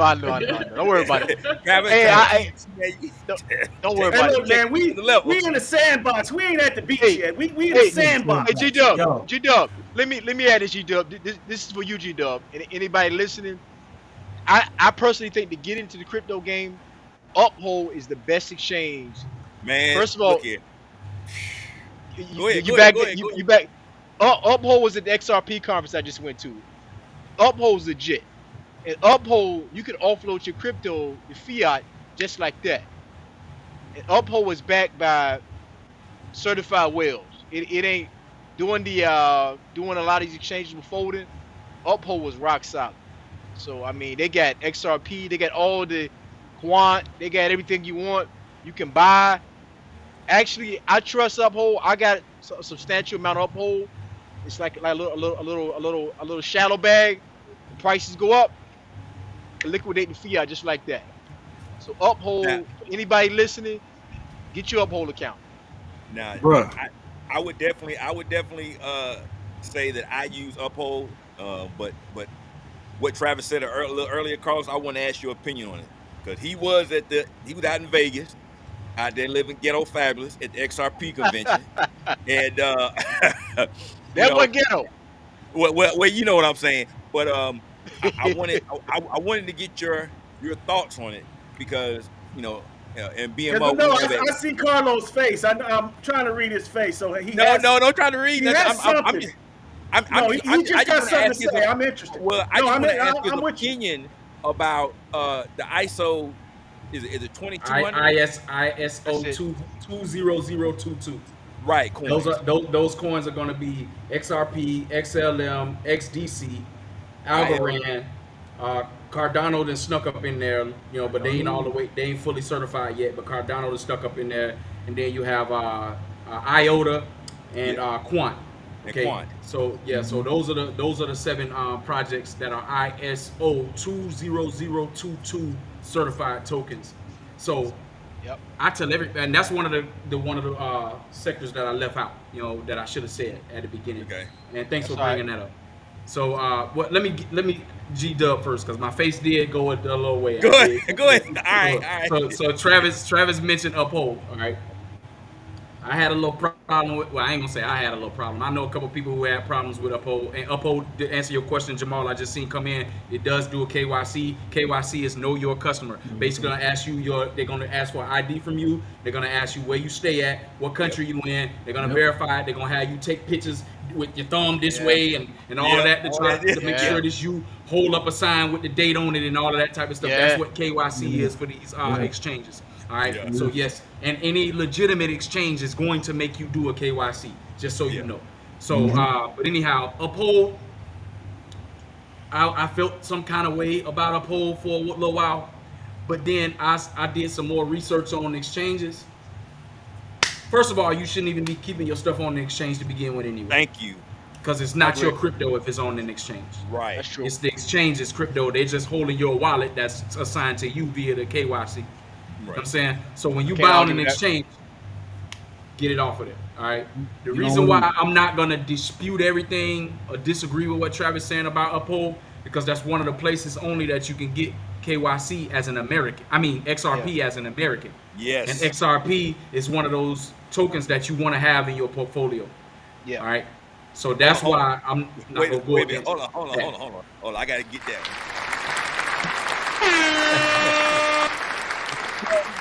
We XRP over here, son. Carlos. XRP and Bitcoin. Carlos. So hold on. Okay, go ahead, G. I'm hearing XRP and just like the starter kit, XRP, And Bitcoin? And Ethereum. So if Carlos was gonna give you a starter kit as a beginner in the crypto, I'm gonna tell you Bitcoin, Ethereum. Okay, I definitely tell you XRP now because XRP is just as old as it stood the test of time. You know, the crypto for people, crypto space. Let me just give you small background knowledge real quick. The crypto space is only 14 years old. Okay, 14 years old. All right. Second, the entire market cap of crypto. That means all 22 plus thousand cryptos, all of them, Apple by itself, the company, has a larger market cap than the entire crypto space. Apple alone. That's not Home Depot. That's not Microsoft. That's not Amazon. That's not all of these big Fortune 500 companies. Apple by itself has a larger market cap than the entire crypto space. Okay? So that's just to bring that into perspective for people.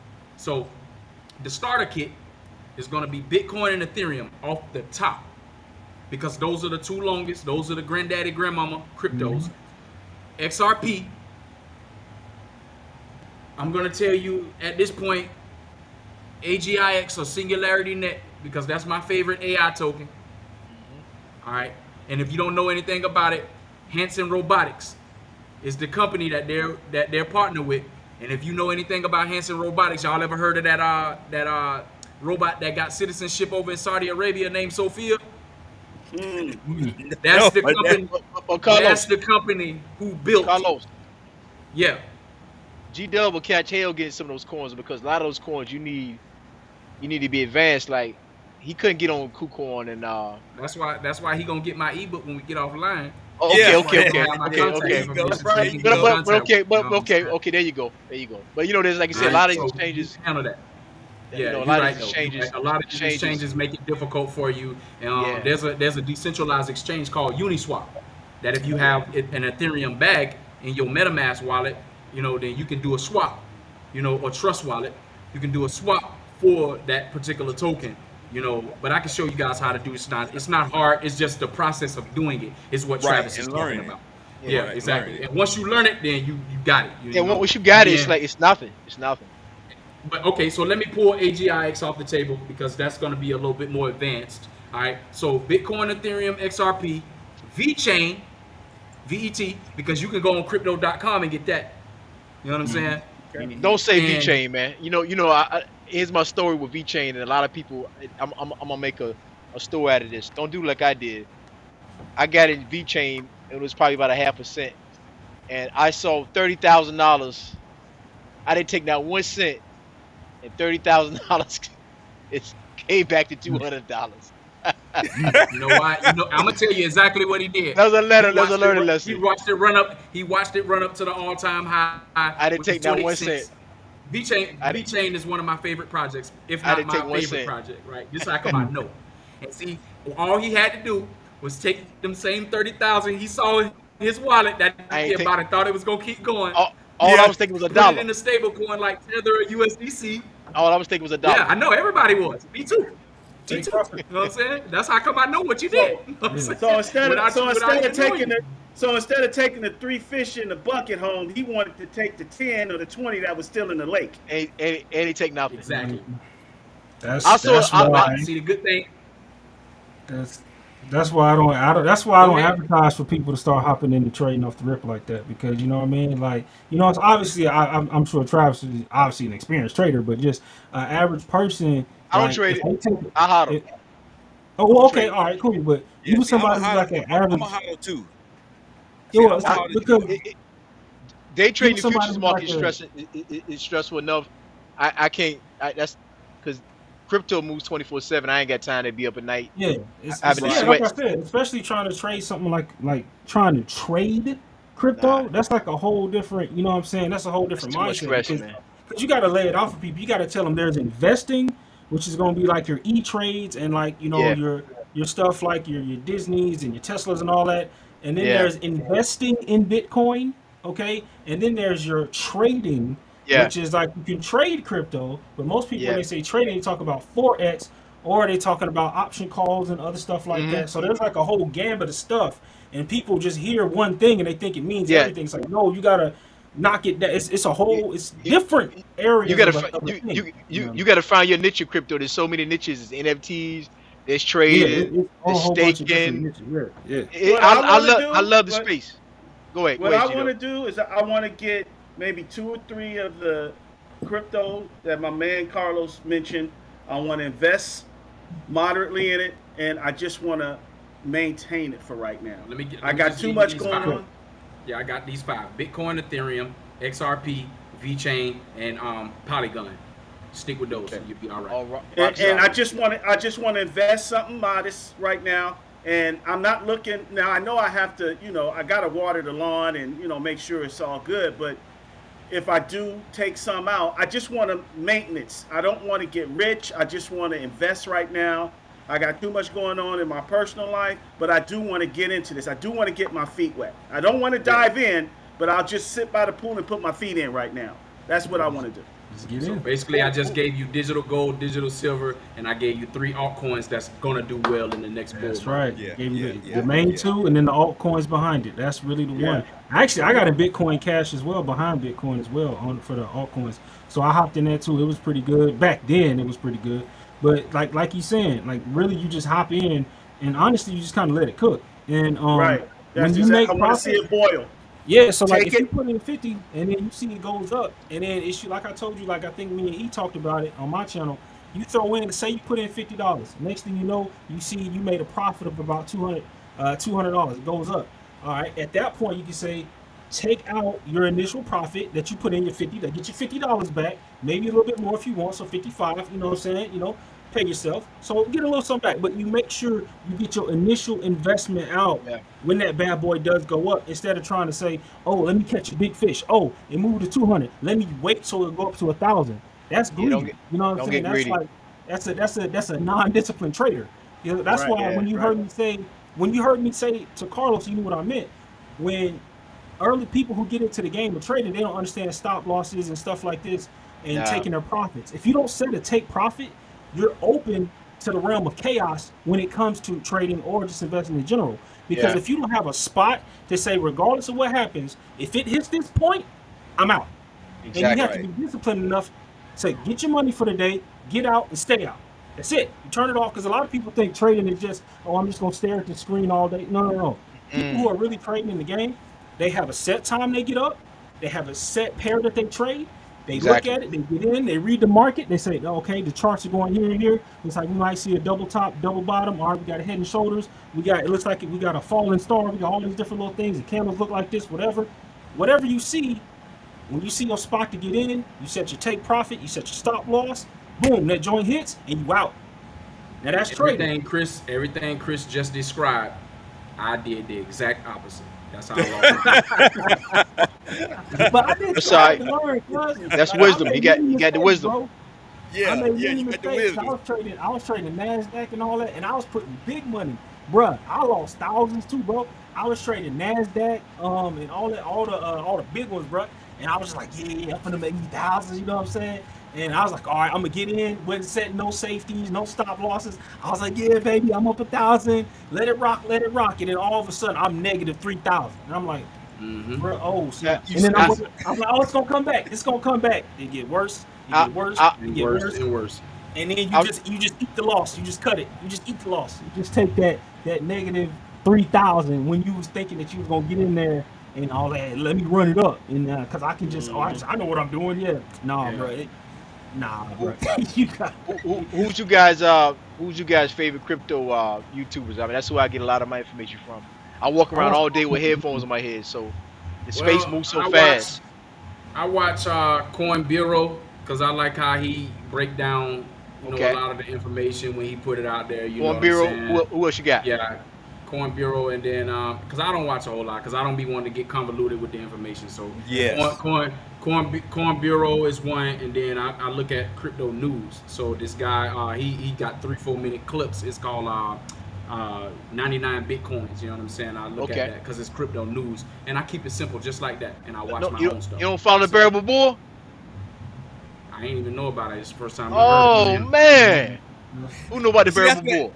But see, that's the thing. You know, I think that's the thing when you're talking about crypto because there's so many different people, and it's hard to kind of differentiate between It is, man. who's credible and who's just out here to get clicks and views. Anybody follow Big Boy? Yeah.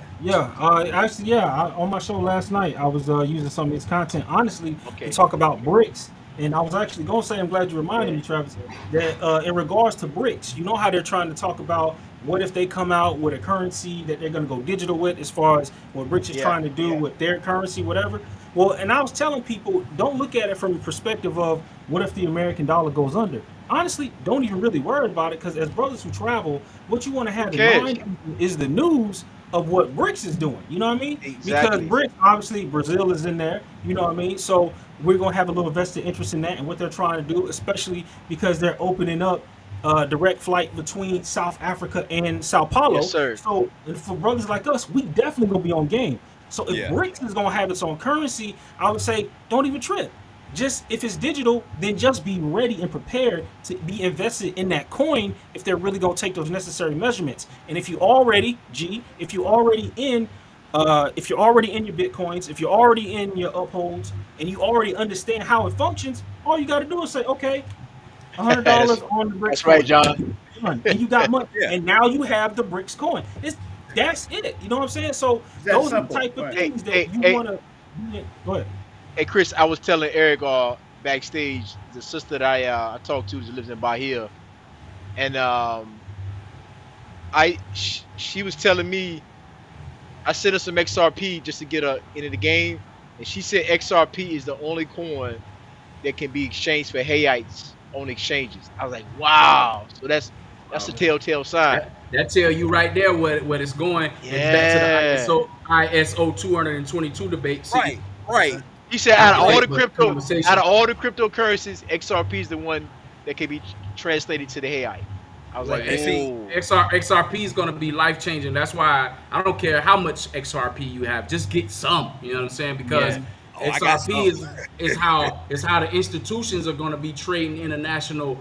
You know what I mean? Then you got XLM, that's a peer-to-peer base, and then XDC is going to be like for like smart contracts and those different sectors for like real estate transactions or different things that require the smart contracts that's going to be on the blockchain. That's XDC, that's XLM, that's XRP. That's why you want those tokens in your portfolio, or at least consider to have them in your portfolio. To hold. Yeah, I would love to share this with you brothers, man. They was really big on, it was preaching to the XRP conference about regarding the big topic was where to take profit at. They mentioned three things, and I concur with all three of them. Number one, take profit in gold. Number two, take profit in real estate. And number three, take profit in whole life insurance. What y'all think about that? Yeah. Well, I wouldn't dispute any of that. You know what I mean? But me personally, I'm holding gold.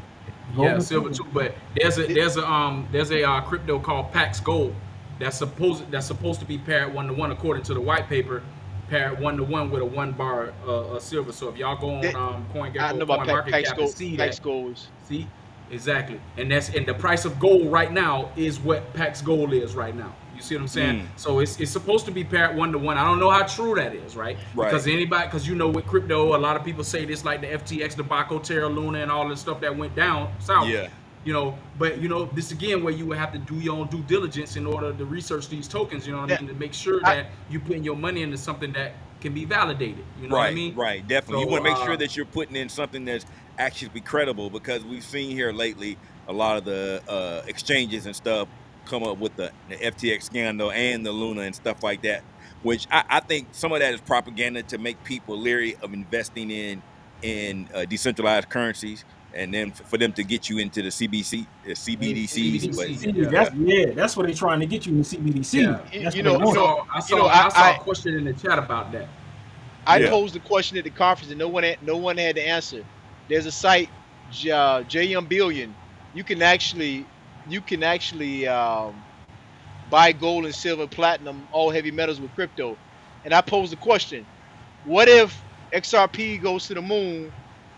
And I also, I convert some XRP into Bitcoin, and I convert the Bitcoin and the gold on the JP bullion. Is that a taxable offense? No one had answered. Now see, now you talking and you're getting into a different realm of investing. I understand where you go with that question. But yeah, because a lot of people. Well, no, I want to kind of illustrate the power of crypto. Like there's a site, JP Billion. Y'all download it. You download the app. You can use what Litecoin, Bitcoin, and Ethereum. You can use that to buy gold, silver, and platinum, and they'll ship it to your house. So the actual bar. Yeah, the actual bar. So. Yeah. Okay. Yeah. Nice. Yeah. But you want to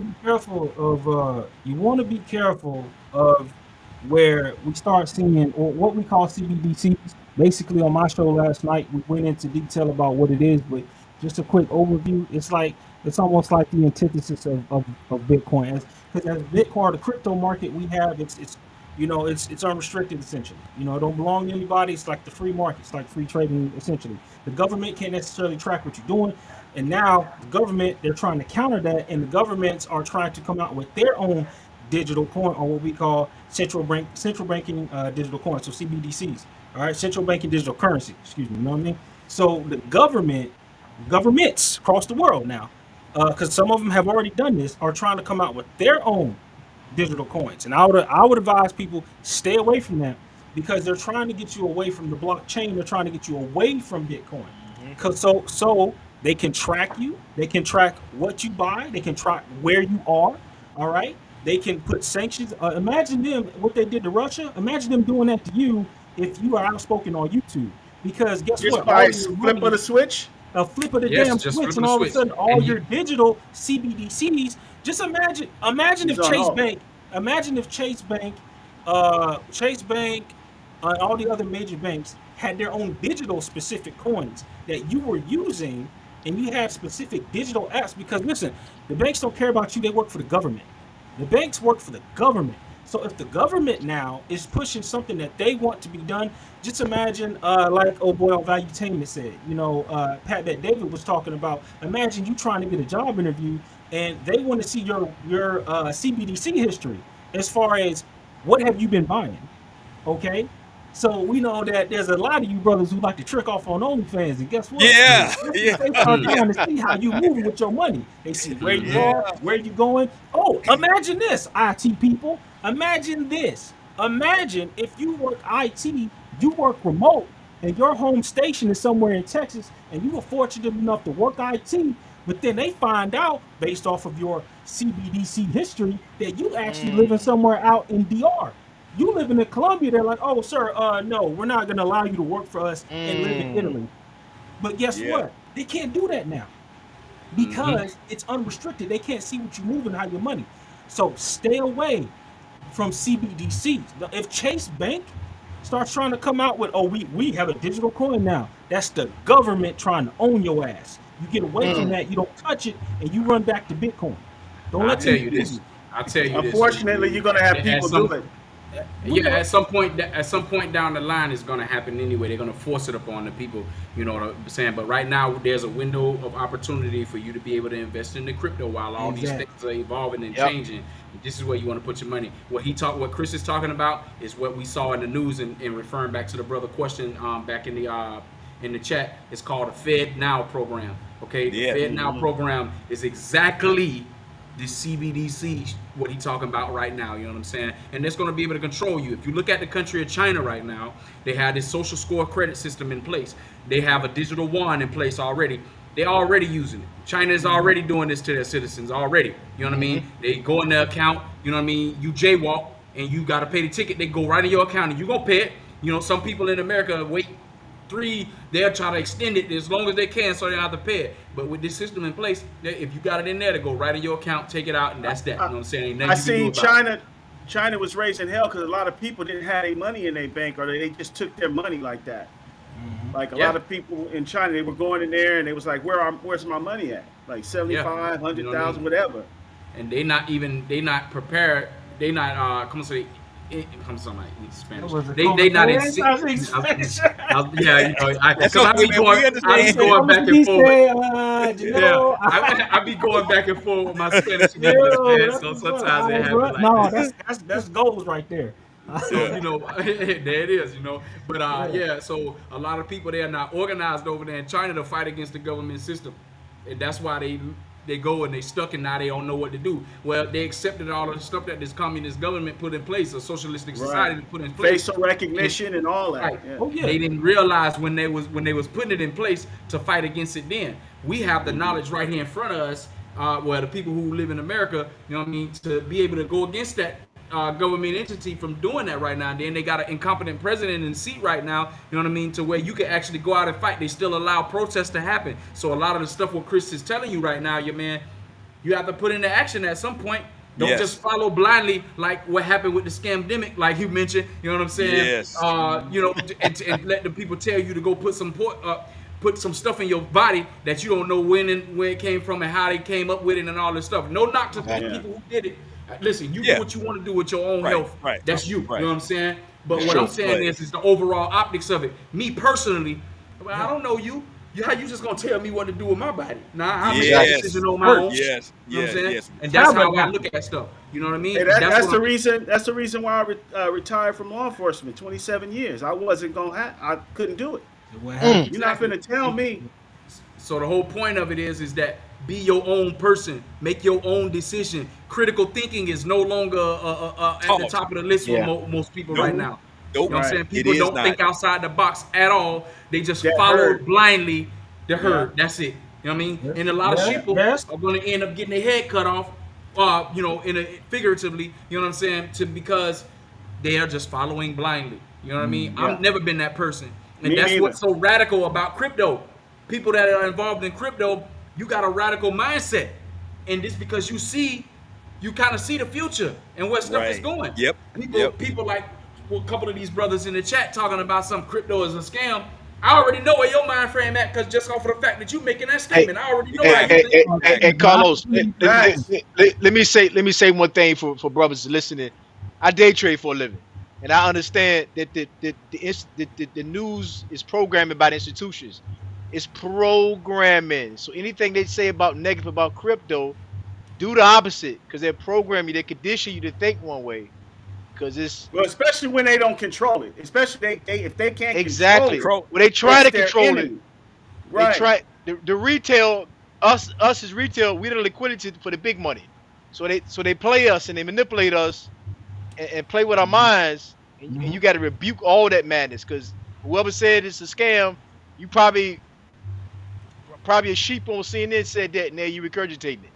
Right. All JP Morgan, all these institutions are all in it. BlackRock, they all get their money behind it. Man, this is the most all of you investors, right? Everybody who invests, everybody heard of what's the man name? Warren Buffett. Everybody heard of this guy, right? Exactly. Last year, Warren Buffett said, "I wouldn't invest in Bitcoin if it was a 25 cent Bitcoin scam, right?" Meanwhile, in y'all country, Brazil, there's a bank called Nubank. That's crypto focused bank. And he went and sold off some of his shares in Visa and MasterCard and bought plenty of shares of this digital cryptocurrency bank, Nubank in Brazil. So why he's on there telling you, you can go look you can go look it up online right now. Nubank and William Buffett. Just type that in and see what I'm talking about. But meanwhile, you can also find articles of him saying he wasn't going to invest in Bitcoin even if it was 25 cents.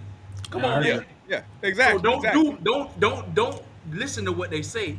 Do what they do. I mean, watch what they do. They playing you. Amen. Yeah. And whoever said crypto is a scam, turn to Bloomberg money, and look what's on the bottom: BTC, XRP, Ethereum. How's it a scam? It's a ride. Why is they running across their ticker on the screen if this is a scam? Exactly. It's not a scam. But see, but these are the conversations that need to be had that are not going on in the tribal community, the black tribal community. Let me make distinctions here. No disrespect to anybody else, but over here, We're all for the betterment of heterosexual black men. There you go. There you go. That's what we're here for. We're here for that. So And it's not many. The it's not many women sites. are We on a gotta lower watch our level. own. The women, yeah. That damn Jamel boy. He long range sniper on that damn air horn.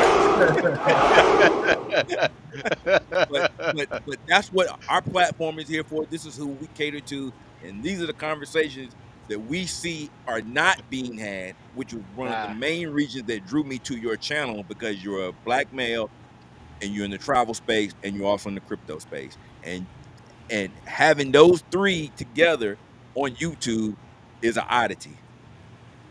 Yeah, man. I appreciate it, man, because I kind of move around. At the beginning, the first year and a half, I was very, very frustrated. Like, man, how can I get these people, just see what's going on out here, man, and stuff like that. But then I just arrived at a point, and I was like, you know what, forget it. Let me just put out the content. At some point in time, somebody gonna get to it. They'll get to it, and I got the evergreen content, is what they call it, where you can go back and you can go listen to on repeat. Right. What I'm doing that day might be old, might be 2 or 3 a year or two old. You know what I'm saying? But what I'm talking about is relevant. Exactly. What's Carlos' channel? Oh, you say the word friend. Learn Crypto TV. Yeah, somebody put it in the chat. Jamel, put the link to his channel in the chat. Yeah, if you haven't Well, subscribed to it, go ahead and subscribe to Learn Crypto TV.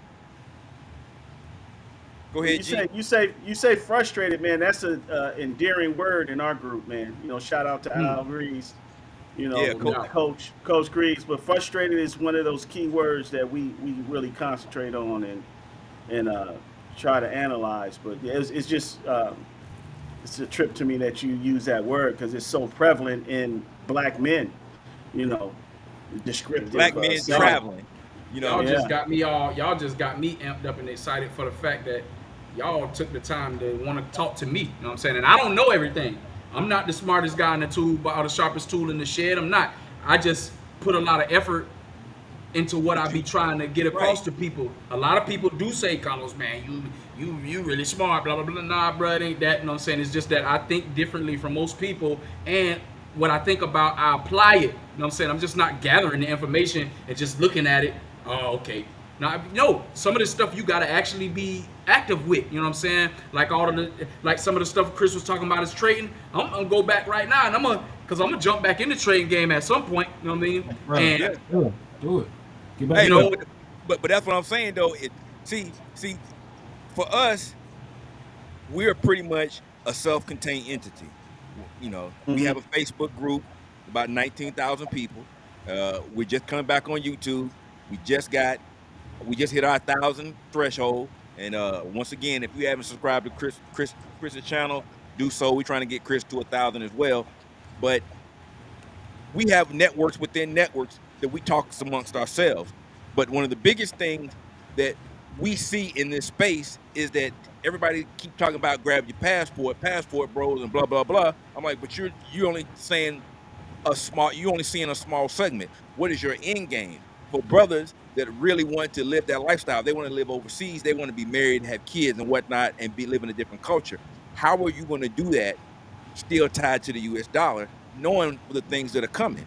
And spaces like this and channels like yours are giving that type of information on things that people that are really interested in that are going to take to it and say, yeah. That's why I listen and tune in on Andre's channel. You know what I'm saying? Well, I know I listen to him every Friday night. He do something on Wednesday, Friday, and sometimes on Sunday. But I be on there every Friday with him. You know what I mean? But I listen to him because he's always talking about get your passport and this, but he also giving these brothers nuggets from different other people channels who he watch in order to be able to help. You know what I mean? Put the foundation in place for them to be able to live abroad. So I need to do a better job of that on my channel, you know what I'm saying, plugging other people's stuff to let them know, hey, look, man, I'm not the only person that's out here doing this. Now I got Black Man's Options in addition to Andre Crossing Borders, in addition to Ace Live. I want to get Ace Live invested in crypto so bad, you know what I mean? But he running around the world all over these countries, you know what I'm saying, having a great all time. But you know, at some point in time, he's gonna have to take some of that money he's making and invest it in crypto, because like we all know, you know what I mean, the king dingaling dollar is gonna dissipate. It's definitely falling off. Yeah, You know what I'm saying? and ED ain't gonna save it At all. ED ain't gonna save it at all. Not at all. Well, see, this is the one thing that, you know, for these guys who, you know, for brothers who are traveling, and I said last night on my channel as well, when it comes down to brothers who are moving around in different ways, there is a distinction. A lot of the veterans have the mindset of success overseas when we travel. Okay, for the younger guys, to them it's just, oh, we're flashing passports and we're running up on these females and we're doing a lot of this fresh and fit-esque, or the only fanification of passport roles, like our brother Eric Spencer has so eloquently, you know, phrased over here. You know, and what he's speaking to is that there needs to come a mindset before you young niggas start getting out here, getting on these planes. All right, there needs to be an understanding that you are not coming from the States with that same ish that you was doing out there in the streets. You're looking for better. That is the very first law, and I believe rule of men who travel across the board. It's like an unspoken mentality that we have. For men who are looking for better, between the veterans, that is the big thing, and that is the difference, okay, is that black men who are looking for better options in a place outside of the United States, all right, that is the mentality that you want to have first. And in doing that, you want to say, look, I'm not trying to come out here and treat, you know, these females like, you know, they a certain type of way and do it. I'm open to understanding and learning somebody else's culture, because I understand that the culture I'm coming from has a problem, all right? A lot of brothers who are not coming with that, they have a different perspective, and that's why their outcomes are different when they get to these countries, because if they start trying to treat what they do in the club over here, say they live in Memphis, and then they run down to Colombia and they throwing money in the club like a bunch of idiots, and next thing you know, you got brothers in Colombia running down on your hotel talking about, no, you know what I'm saying, get down and lay down where that money that you was throwing around, now we coming to see you, right? So this is the distinction between, because I understand a lot of the vets don't like the word passport bros. I completely understand that. So that's why there's the distinction in-house between us as men who travel. There is a distinction between the veterans who know what's going on and brothers who are out here moving foolishly, okay? That's why the distinction is being made, because you gotta have, like I say, brothers are asking me like, okay, so before I go to Brazil, what do I need to do, man? I'm trying to run up on these females. I'm trying to do that. I'm like, let me tell you something. Your heart needs to be in the right place before you go anywhere. You need to understand who you are and what you want. Because what don't get talked about in these spaces is that most of us have somewhat of an expat mindset. We're not looking to run down to DR for 2-3 weeks or whatever, and then run back to the States and brag about the females that you smashed on, like you the big man. No. Yeah, we're trying to get the hell out of here. Yeah, most of us are looking for a lifestyle. Most of us are saying, yo, I had a great experience in Colombia. What do I need to do to get back? What do I need to do to live there? What do I need to do to where half the year I can be in Brazil, I can be in Colombia, I can be in Thailand? That's the mentality. Not, oh, let me run down for 2 weeks and, you know, now I go back to the States and I don't know. Or like I said last night, Eric, you know, you run down to DR with $300 in your pocket, and next thing you know, you begging for help, trying to cop you trying to get on the plane. I need $100. Yeah, to catch my spirit flight that I missed because I'm an idiot. You know, stupid stuff like that.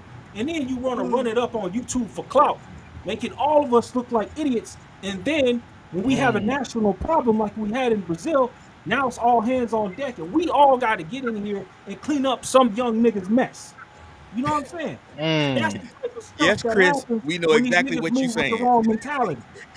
So that's what I'm saying, bro. Get the horn ready. Get the horn ready. Hey, help me get the horn ready. Hey, Carlos, man, we acting foolish over here, but it's all good. I see. A question that came up on the screen before you got Ebon coming in. I see he came in real quick, but I wanted to address the question. The dude asked me, how did I find my mojo before I hit my stride? Well, brother, like I said, my first lesson was the $7,000 lesson that I took in Forex. That was number one.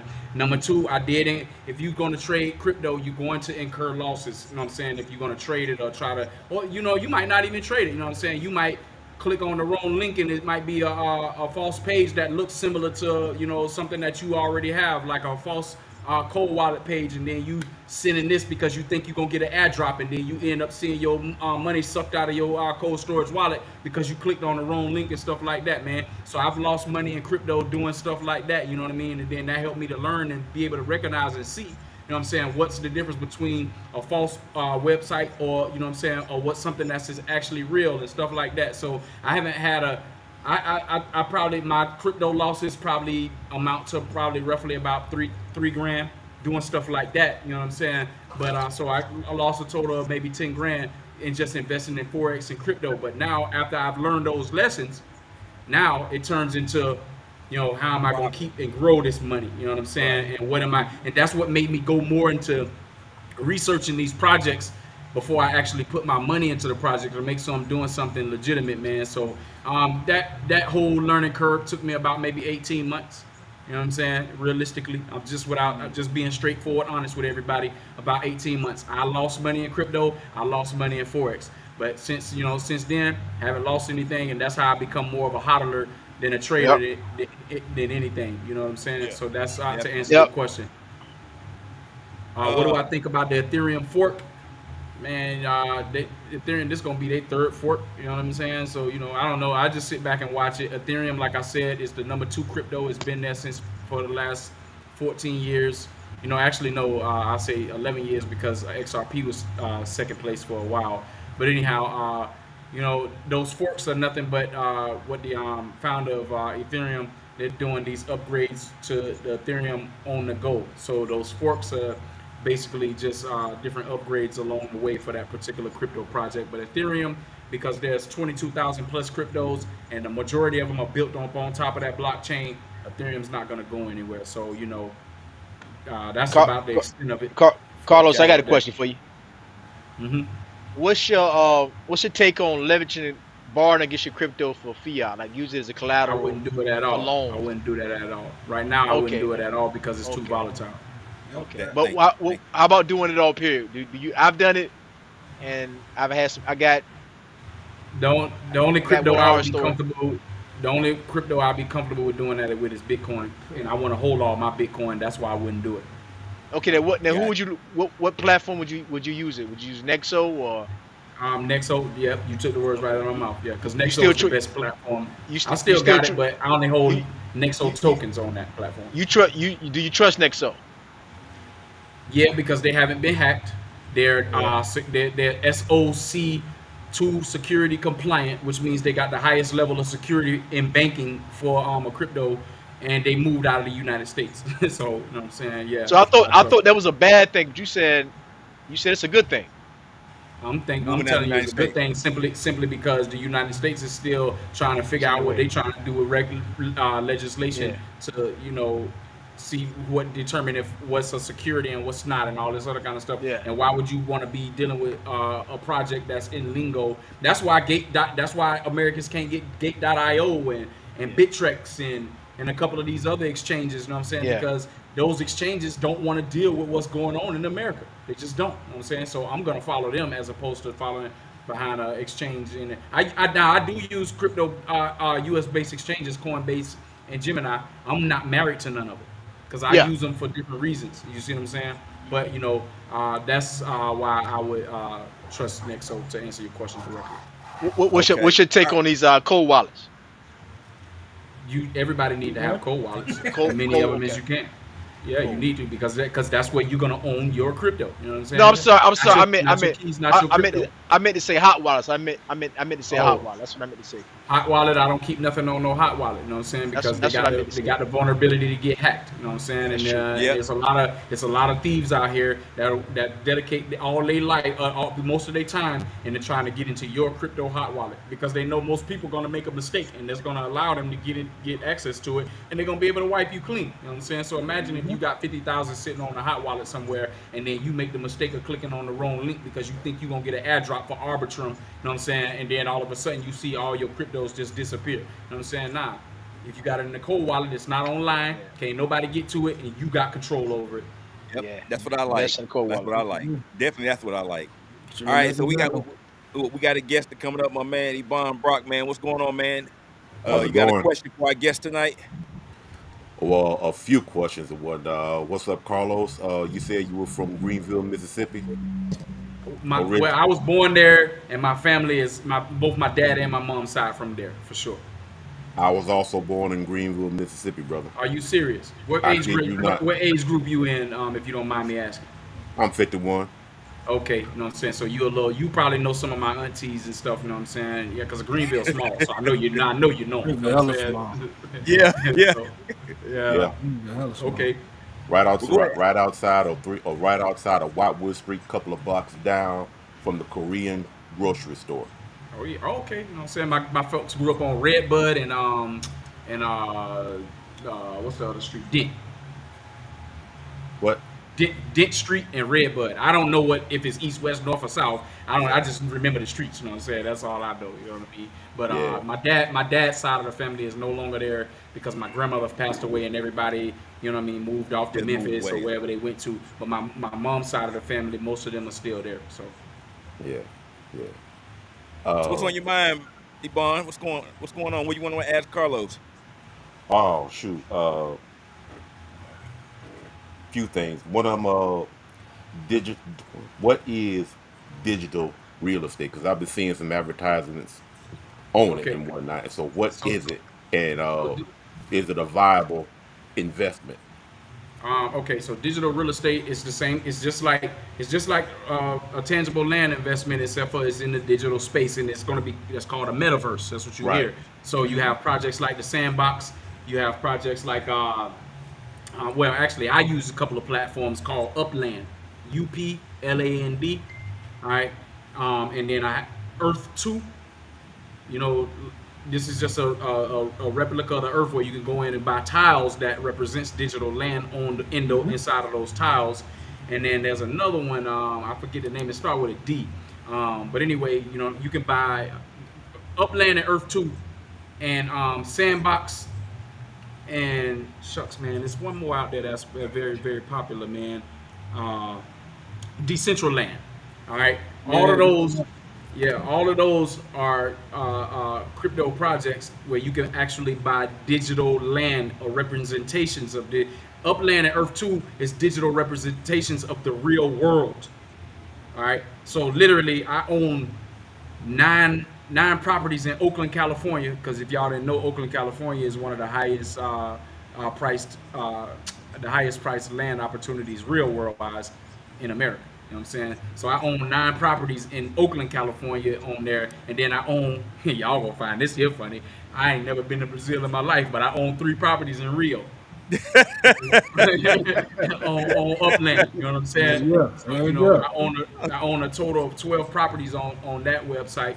I mean, on that platform, and then on Earth 2, I own tiles. I own 3 different tile bases in Bogota, 2 different tile bases in Cartagena, and then a tile base in Palenque. What I was talking about, the town that helped me reshape the way that I thought about looking at the world. You know what I mean? What's the benefit to that, Carlos? What's the benefit of? Man, all I know is that I read articles talking about how the metaverse is going to be a $30 trillion opportunity in the space down the line, 2030. And I was like, it's better for me to have it than not. Right. Simply put. Why? Because it's almost like you remember when Microsoft came out in 1995 with the internet. You know what I mean? You buy the shares. There ain't nobody know what the internet. People was gonna be killing themselves if they ain't had internet access to the internet today. Right. You know what I'm saying? In 1995, I grew up with this stuff in school. You know what I mean? Because I'm 43. So you know what I mean? The people who bought those blindly and didn't know, they sitting on ass right now. They not doing nothing. They Carlos, off residual. Carlos, you class of 97? 98. Okay, I'm 97. Right there with you. Okay. All right, cool. You know what I'm saying? So yeah, man, for me, that's how I looked at that. I said, you know, I'm not gonna let these opportunities pass me by. I'm just gonna buy a little here and a little there. And if it don't ever turn into nothing, the amount of money that I invested in it, I can afford to lose it. That's another thing that Chris mentioned. I'm gonna reiterate, don't put more money in these stuff that you can't afford to lose. Yep, you know what I'm saying? So everything that I bought, crypto-wise, metaverse-wise, whatever, if I lost it or it never went to nothing, then I ain't gonna cry about the money that I put into it. You see what I'm saying? But if it do turn into something, I'm gonna be the spitting back person sitting back. Hey man, you know what I'm saying? You want a consultation? Come on down here, kick it with me, have a beer. I ain't doing nothing today. That's gonna be right, me, right. Always use the house's money. Don't use your money. Use the house's money. Exactly. You know what I'm saying? That's why I told you, take out your initial profit. That's what he's saying. You take out your initial profit from what you invested. Like I said, imagine if that $50 turns into $50,000. Well, guess what? At the end of the day, everything is a net gain. Your initial profit was only $50, and you got that back. Okay, Right. tenfold. Right. So now everything else is the house's money. So if, let's just say, he looked at a property on Decentraland and it was like, oh, okay, 1,000 or something. All right, cool. So you put a coin on it, whatever, you bought it, and now you got another investment, just like you would invest in something like on E-Trade. It's just a digital version of actual commodities. You know, essentially is really what it is. So it just gives you a better opportunity to spread your coins around if you want to, and put them in different places where it could grow even more or faster, depending on what people might be interested in. Like NFTs and everything else like that, it's kind of the same thing. Things that people find interest in, we are now using the digital world as a way to maximize, you know, our money. So now there's a whole digital life. That's a whole metaverse thing. You know what I'm saying? So people actually buying property in the metaverse. Sounds crazy, but hell, people are buying pieces of artwork, okay, on metaverse and stuff. And they can make money off of those same pieces of artwork. It's crazy, isn't it? And It's see, like but art. here's the thing. Travis earlier in the program was holding up his Coinbase card and his BitPay card, right? How many people are walking around here with just physical cash in their pocket, man? You know what I'm saying? Very few. We already digitized. Right. Like I said, the reason why I did that, people are saying it's all this funny money. And I be telling brothers to listen, I can spend this if I want. Like, it's not funny money. Like, I earn rewards in Bitcoin. Right. Yeah, exactly. But it takes a certain mindset for you to get there. And I think for a lot of us, especially black people, you have to show us something first. We don't believe it. So if they see you, okay, well, this is your card. This is my wallet. When they see it, they see you with it in your hand or it's in a card and stuff, now that you piqued their curiosity. But you just having a conversation like we're having a conversation tonight. Oh yeah, well, we talking about Bitcoin, you talking about XRP, you talking about quant stuff. They can't see that. Now, if you say, yeah, I bought this 7 class series BMW with my XRP, and you pull out your XRP card, then they're interested because they can see a physical manifestation of something that you've been talking about. But most people, they don't see that. That's why when you were saying how many people got money in their pocket, most people don't have money in their pocket, but they still think it's money because it's tied to an account because of their mindset. They don't know that that's a digital currency that you're dealing with already. Right. Well, look, what's your other question? Well, to piggyback off that, where do I get a digital wallet, and who do I go to? Who do I go? Right here, get you one of these bad boys right here. You get you one on Amazon. You just I wouldn't tell him that. I would tell him to go to the actual Ledger website because you have scammers, you know what I'm saying, that will, set those ones up on Amazon that's from a third-party store, and it's already geared to be able to get your information as soon as you try to set it up. So you want to go to the actual Ledger website itself to be able to get that Ledger. But you can also, they have software clients, right? Trust Wallet, Atomic Wallet, and Exodus. All three of those wallets are cold storage wallets, and you can download them on your laptop right now, and then you got your cold storage wallet right now. Atomic. Exodus was the first wallet I ever downloaded. Yeah, that's a good one, bro. So you got so Exodus, Atomic, and Trust. Trust Wallet is tied to the Binance platform. If you able to get a Binance write that seed phrase down. Yeah. What? Write that seed phrase down. Make sure you write. Seed, S-E-E-D, the seed phrase. It's going to be 12 or 24 words. Yeah. Now, me personally, I'm a cold wallet person. I do have a Nano, but I also have the Ellie Pile, and I like the Air Gap. I like the air gap. Mine's is the engrave. I like that one. Engrave. Yeah. But the only problem with the engrave right now, it doesn't support all of the tokens, or most of the tokens that I have. You know what I'm saying? So I pull back, and it's pretty expensive. You know what I mean? So no, but I'm just giving him those 3 because they're free.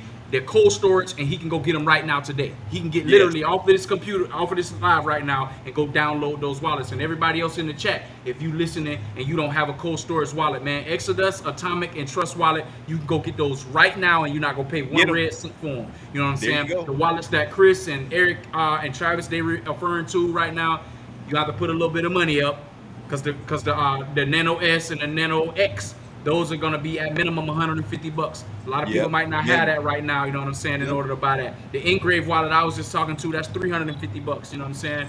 You might not have that money to invest in that right now. The Air Gap wallet, I think that's about around $200 or something like that. You might not have that money, you know what I'm saying, to invest in that wallet right now. So you want to get the free ones that's already established. And the Trust wallet and the Exodus wallet has never been hacked, ever. You know what I'm saying? So, you know what I mean? You'll be doing yourself a disservice if you don't have it. But the more cold wallets you have, you just have to be a good manager behind all of them. You know what I mean? That's it. Yep. I got 2 of them joints. I wasn't playing. This one I told you, like, this right here ain't even open. Like, this is my backup. You know what I mean? Not even open, right? That's why I said, bro. I got 2 of them joints. You know, I got one back there too. I You know what I need a mean? good one to start out. Just a good one to start out. Yeah. Well, Bond, I would just go ahead and do like he said, because there's a learning curve to understanding the addresses and all the other stuff. Exactly. So it's probably better if you go ahead and get one of the wallets that you can download, and that can be a way for you to play with it. Because what I'm gonna make inexpensive mistakes, bro. Inexpensive mistakes. Exactly. Yeah. So what I'm gonna do is I'm gonna drop my email for everybody that's still on here listening. And Brian, you for you specifically, because you came on the show, write my email down there. I'm gonna put it in the chat, right? And once we get off the live, request the ebook from me. I'll send it to you for free. You know what I'm saying? If you want to donate, my Cash App and stuff is in the book. You're not required to do that. You know what I'm saying? But anyhow, in the ebook is a section where I talk about wallets and the hyperlinks to those wallets.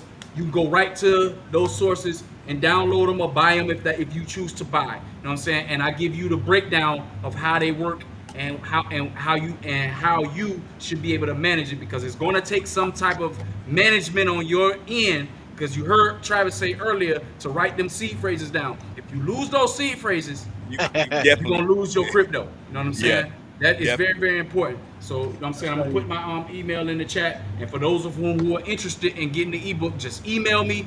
And when we get off the live, I'll check my email and I'll make sure that I send it over to you right away. All right, cool. It's CryptoKingCarlos@gmail.com, though. That's what it is. Yeah. For everybody who's listening, the phrases are what you have to know and understand in order to get into your wallet. Basically, it's like a security measure. So like with the Ledger, for example, you make passwords, or you make a series of words that you write down, and you got to remember them, because you want to write it down, because you can't back it up nowhere digital, because somebody could get to it. Write it down, have it in different places or whatever, how you do it, and remember those phrases, because you'll need to have those phrases in place also, so you can get to your cold wallet and your stuff, your Ledger Nanos and stuff, so you can get in there. And outside of that, you'll also have a code. Now this is for the ledgers. I can only talk on ledgers. For the ledgers, you'll also have a digit code that you'll have to go along with it. So you have phrases and a digital a number code that you'll have to remember. So if you don't remember, or you lose track of your digital number code, you will have those 12 phrases to also help back it up as well. And this is why people will tell you on the ledgers and on the cold storages, you own it, because can't no banks, can't nobody hack it, because it's off the net. It's off. Because when you got it, and guess what? You know what's unique about that, right? What Chris talking about? So like if you're a world traveler, right, you literally can have $1 million on your Ledger wallet, and you know how you gotta do the declaration forms when you go from country to country, and you coming back into the United States, how much money you got? Oh, I ain't got nothing. You know what I'm saying? How they gonna know? Exactly. How they gonna know? You know That's the beauty of decentralization. That's what I'm saying. Bruh. And that's why And you that stay right with there, the CBDCs. hey, look, and that right there, it was gonna break the camel's back because I'm not gonna get into it tonight because it's a long drawn out process. But some of us know brothers that have bought properties in Brazil that have taken cash through the airport to buy properties because that was the way that you do things. And I'm thinking about that now. It's like, well, if I'm looking to buy a property, then I can just put it on a wallet and I don't have to worry about the threat of somebody taking that cash on the way down to Brazil to buy property. Because we have brothers in our group, Carlos, that have bought properties in Copacabana and they paid cash and they came through the airport with that cash. So yeah. And some of the stories they share with us, like, yo, they nervous. It's like, I'd be nervous too. But crypto alleviates a lot of that because of what you just said. Because I can walk around with 100, 200,000 on my wallet, and as soon as I go to a place like Travis was saying, where XRP is the only currency crypto that they can use to convert into currency, I can take my XRP, I can buy it, travel to where I'm going to travel to, and then offload it when I get there, and I don't have to worry about any problems, and it's all going to be right here on my little wallet. Straight like that. And it's 67 crypto ATMs in the city of Bogota, Colombia. You know what I'm saying? Yeah, man. Wow. You know what I mean? So so the adoption is happening whether people want to believe it or not. You know? In Medellin, Colombia, they got this crypto called Dash.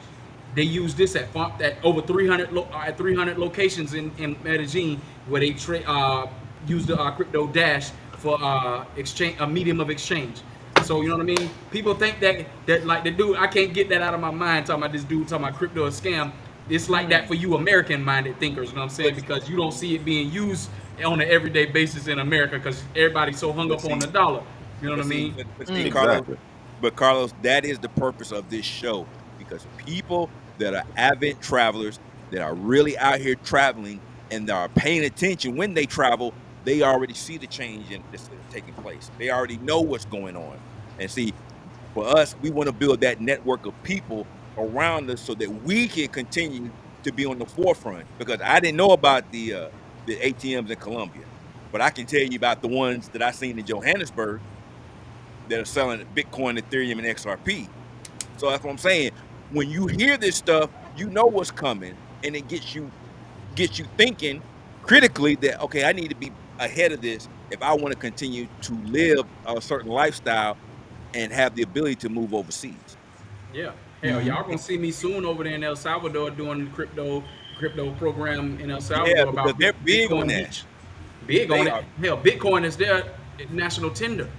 They dump the dollar. Bitcoin is the tender over there in El Salvador right now. And they're giving all kind of incentive. Yes, you know what I'm saying? Like, if you can show that you got 2 full Bitcoin, they'll give you citizenship over there.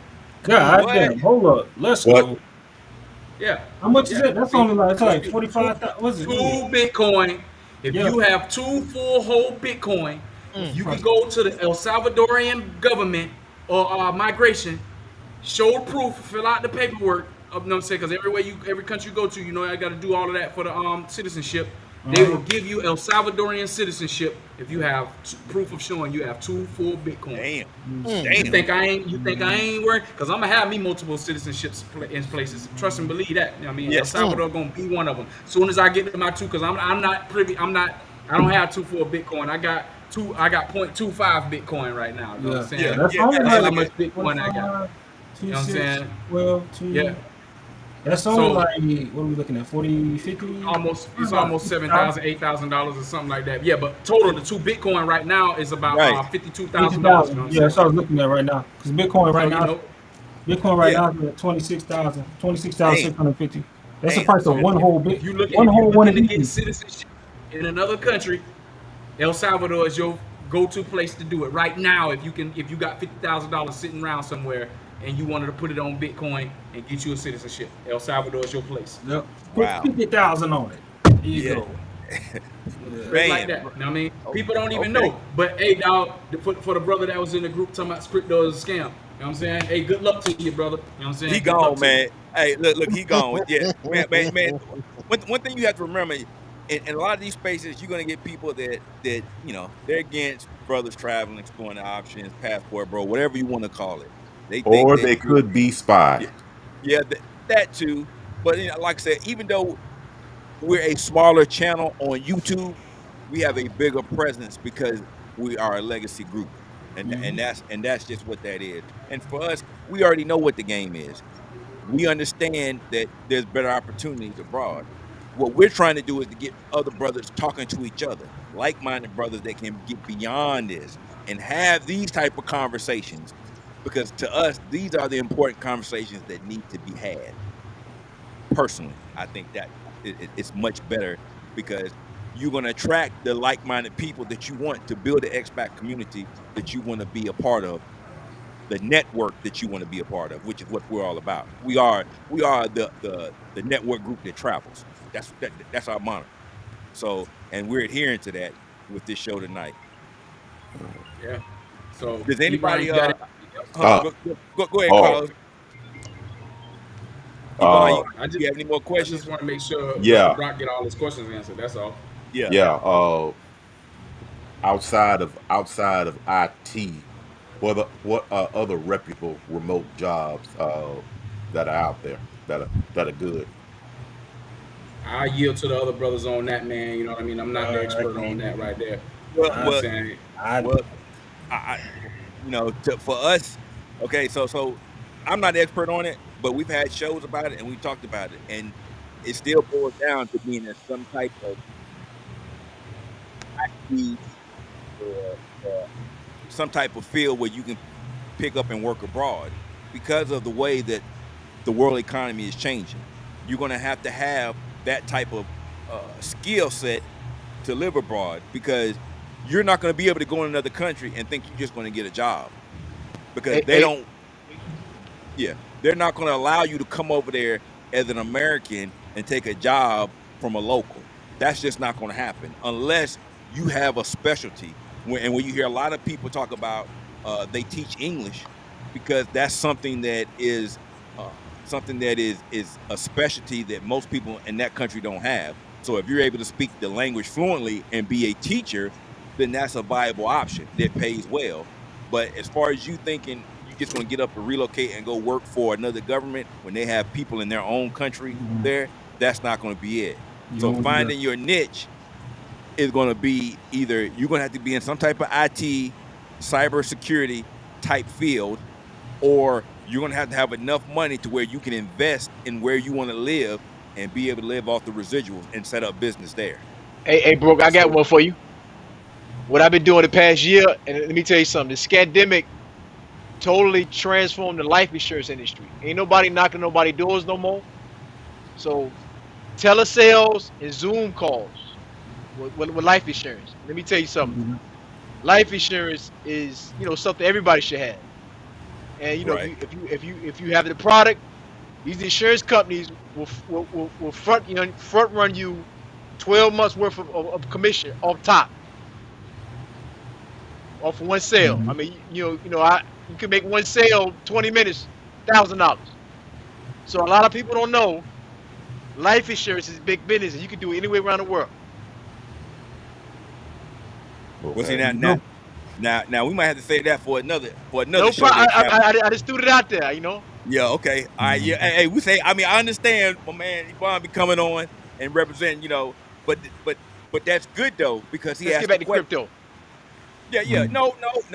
I just don't want to hold my man Carlos too long. I done had him for 2.5 hours now. But that's just how our shows go. We get to talking. We're a family unit over here. Most of us have either been on a trip together. We've hung out in multiple places. Like me and G-Dub just came back from Thailand about 3 weeks ago. So, we're very tight-knit family, and we try to keep that same environment and atmosphere when we come on our lives and stuff. So, I'm rocking with you tonight, man. You know what I'm saying? Until my lady come walking back in the house, because Well, the Colombian women, they like to have a little fun. You know what I mean? So yeah, we all bro. in the matrix, so Yeah. yeah, we all in the matrix, so don't be trying to rub it in our faces, but You know what I'm saying? I'm sorry, dog. You know? Let us talk about it, bro. Church. No, hey, that's motivation. That's motivation. Exactly. Man. We trying to get there. Yeah, I tell you, man. You know what I mean? Like, you know, I'm 43. I'm 10 years older than my fiance, man. I've been with her for 4 years. You know what I'm saying? So my stuff is not no fly by night. And you know, during the 4 years, I dealt with other females. You know what I mean? You know, it's because it's super hard to be living down here and only have just one, like the Lay's potato chips. You can't, man. Well, you can't just hit one of them. I ain't gonna say eat. Right? Yeah. But anyway, Yeah. you know, so yo, I do my fiance like that. That's why. That's part of the reason why when she come walking, I don't stop her from hanging out with her friends and stuff like that, because she never disrespected me. She haven't given me any reason to not trust her or nothing like that. So when she come ask me, hey baby, I want to go hang out, okay, go. You know what I'm saying? It's no problem. And then tonight it just worked out that way. I had this to do tonight. So because she asked me did I want to go, I was like, nah, I'm good. You know what I mean? I'll be in the house and I ain't going nowhere. You know what I mean? So so I let her do her thing, man. And that's part of the why, you know, I get to do what I'm doing, man, because I don't have all of that extra stuff that come along with dealing with some female back in the United States, man. Where you going? What you doing with this? Who you on the phone with? Why you talking to? Why you going over here? Why you gonna be out? And I don't have to deal with none of that with her, man. It's just so easy, man. You know what I mean? And then not only that, this is a man society down here. They want the man to be a man down here, man. So like you can live totally in your masculinity, you know what I mean? And you put your foot down. Like she got 2 older kids, you know what I mean? They teenagers, because a lot of people look at me like, man, Carlos, why would you go here and go get with a female with kids? Well, they not realizing that I'm dealing with a 16-year-old and a 15-year-old. They ain't gonna be in the Latin house. You know what I'm saying? They tend to live with them past that age. But yeah, it's totally different. The kids never disrespected me. I ain't never had to hear none of them talking about something. Oh, you ain't my daddy. No, they actually call me daddy. You know what I'm saying? So you know, it's super easy to take care of these kids around here. So like if you like one of the brothers in the States who want to knock up all the females here, you actually and you making money, you solid, you can take care of all of them if you really wanted to. You know what I mean? I ain't stupid. You know what I'm saying? Me and her, we planning to have one next year sometime, maybe the year after. You know what I mean? But shoot, they gonna be 17 and 16 at that point. Shoot, so I'm not gonna have to worry, and it's just me and my baby and her. You know what I mean? I ain't gonna have to worry about all of that. You know what I'm saying? So you know, and then on top of that, my girl, she was in school. She just got put it like this. She got a security a clearance level job here in Colombia. Just put it like that. You know what I'm saying? Okay. The same what would be equivalent to a clearance level job in America. That's what she got here in Colombia. You know what I'm saying? And she worked hard to get to this point. I'm proud of her. You know what I mean? So I'm gonna support what she got going on. She don't give me no grief. I don't give her no grief. You know, every relationship ain't no. It ain't roses, peaches, and roses, because she had to grow to trust me, and you know what I'm saying? Because she know that the women gonna come at me. She got a handsome man over here. You know that? Definitely. I'm the man. You know what I mean? You feel me? You know what I mean? What women here in Colombia are not gonna want to be in your position? So Carlos, are you like in the top 5% just being the expat that you are as far as, you know, dating and social status? And what's the biggest difference? You know, I know there is one. But what's the biggest difference that you had to adjust to the dating out there to the matrix? Okay, so far as top 5%, if you referring to like financially, if you make $30,000 and you outside the United States, you in the top 1%. Right. So that's number one right there. So to answer your question, yes, top 5%. So outside of that, adjusting to dating, I had to adjust to the family-oriented lifestyle. Now, my family is a close-knit family. Mr. Brock can tell you that about how people from Mississippi are, you know what I'm saying? So we got the close-knit family, but it wasn't like here, you know what I mean? Our family members don't stay with each other, you know what I mean? They don't do that in America, you know what I mean? People be wanting their own space and stuff like that. Here, so I had to get to the adjusting the fact that my lady invite some of her family members to stay here for a month at a time or something like that, you know, and you know, but I put regulation on that. Listen, you know what I mean? We ain't trying to feed the world around here. You know what I'm saying? We still got to eat too. Right. You know what I mean? I'm not taking care of nobody else's bills. What's in this house, is what's getting taken care of. All that extra stuff, because I had to tell her, look, man, I got this family member running over there. They think just because I'm an American that I got the money and I'm a no. It's not like that over here. You know what I mean? Damn She was right. like, you gonna have to curb that over there. You know, she did a good job at doing that, so I had to adjust to that situation. I had to, as far as dating, I had to get used to the Colombian women. They friendly with everybody. You know what I'm saying? Even the men, they have men friends. You know what I'm saying? And sometimes they'll do a little subtle something that, you know, will cause a person to lose their life in America. You know what I mean? I had to get used to that because I see that a lot. You know what I mean? Like, you know, they have a long time male friend and they on the shoulder, they doing the front hug close and all that stuff like that. But I saw that over time, it didn't mean nothing. You know what I mean? And these dudes, they respect me. And then I've been around enough to watch and know. And these dudes know that I ain't that type of dude to be playing with like that. So they don't overstep their boundaries. You know what I'm saying? All that calling in the like how you used to before I showed up. Nah, bro. You know what I'm saying? You have to cut all that out. You know what I'm saying? Yeah, it's over for that. You That's cut bad. off. You cut off. Calling you. But Yeah. she's made it. She's had to adjust to me too. So she'll sit on the phone and have the phone on speaker. Cause I understand Spanish more than I speak it. Yo hablo español mucho, pero yo aprender con mucho practicar con la gente aquí. You know, I practice a lot with the people in the street. You understand what I'm saying? So like but I understand the language more than I can speak it, and my girl know that. Cause I caught her in a couple of conversations. Like, hey, what you talking about over there? You know what I'm talking about? I had to regurgitate what she and she realized, damn, I just can't be saying random stuff on the phone because Carlos know what time it is already. So now she'll just put the phone on. Especially if she's talking to a man on the phone, she'll put the phone on speaker. You know what I'm saying? So I can hear exactly what's going on because she don't want to hide it from me because she wants to be.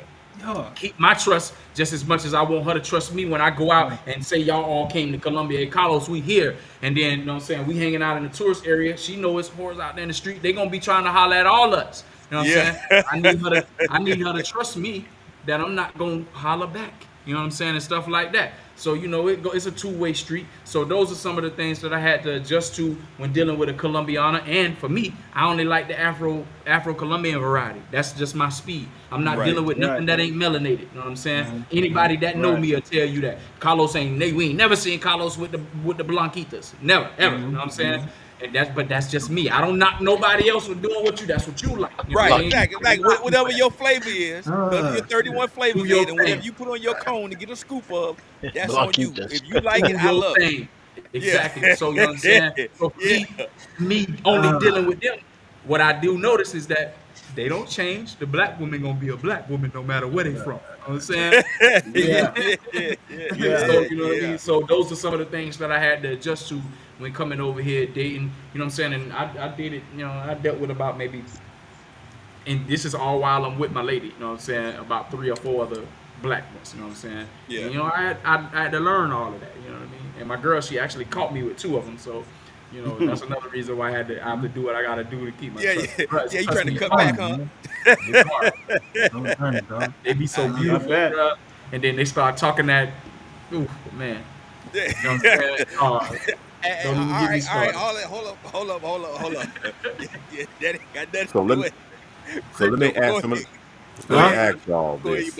Since y'all all well traveled and everything, so the stories I hear about, you know, these the women coming up to you guys like precious gold. That's real.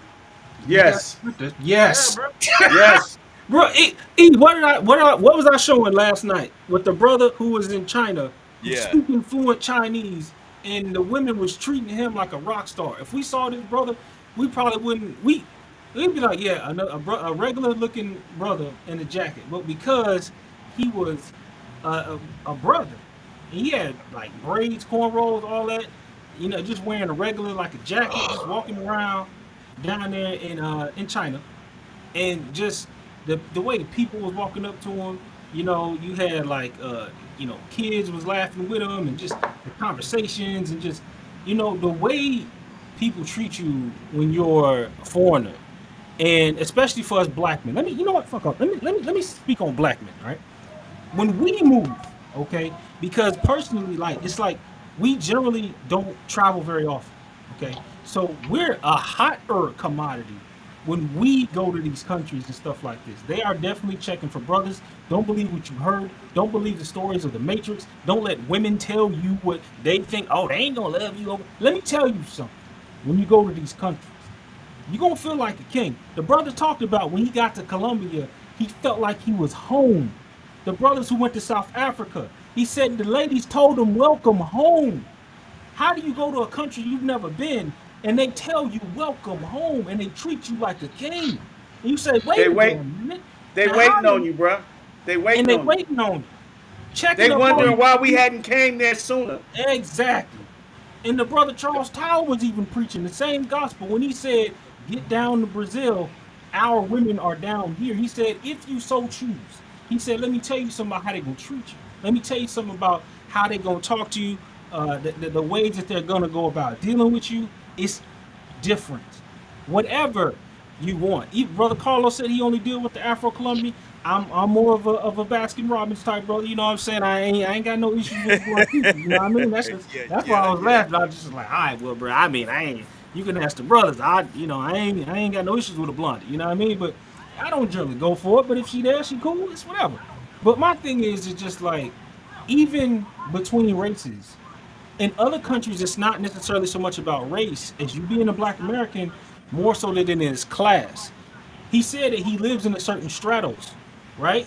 So they're gonna look at you more so about who you are as far as just like financially, how you're moving around. So it's more of like a class thing. And in the so-called black community, we don't acknowledge class, okay? Because we don't seem to separate ourselves as when brothers get rich, what do they want to do? They either A, want to go back to live in the hood, or B, think that they need to go back and try to bring everybody up from the hood who ain't earned nothing.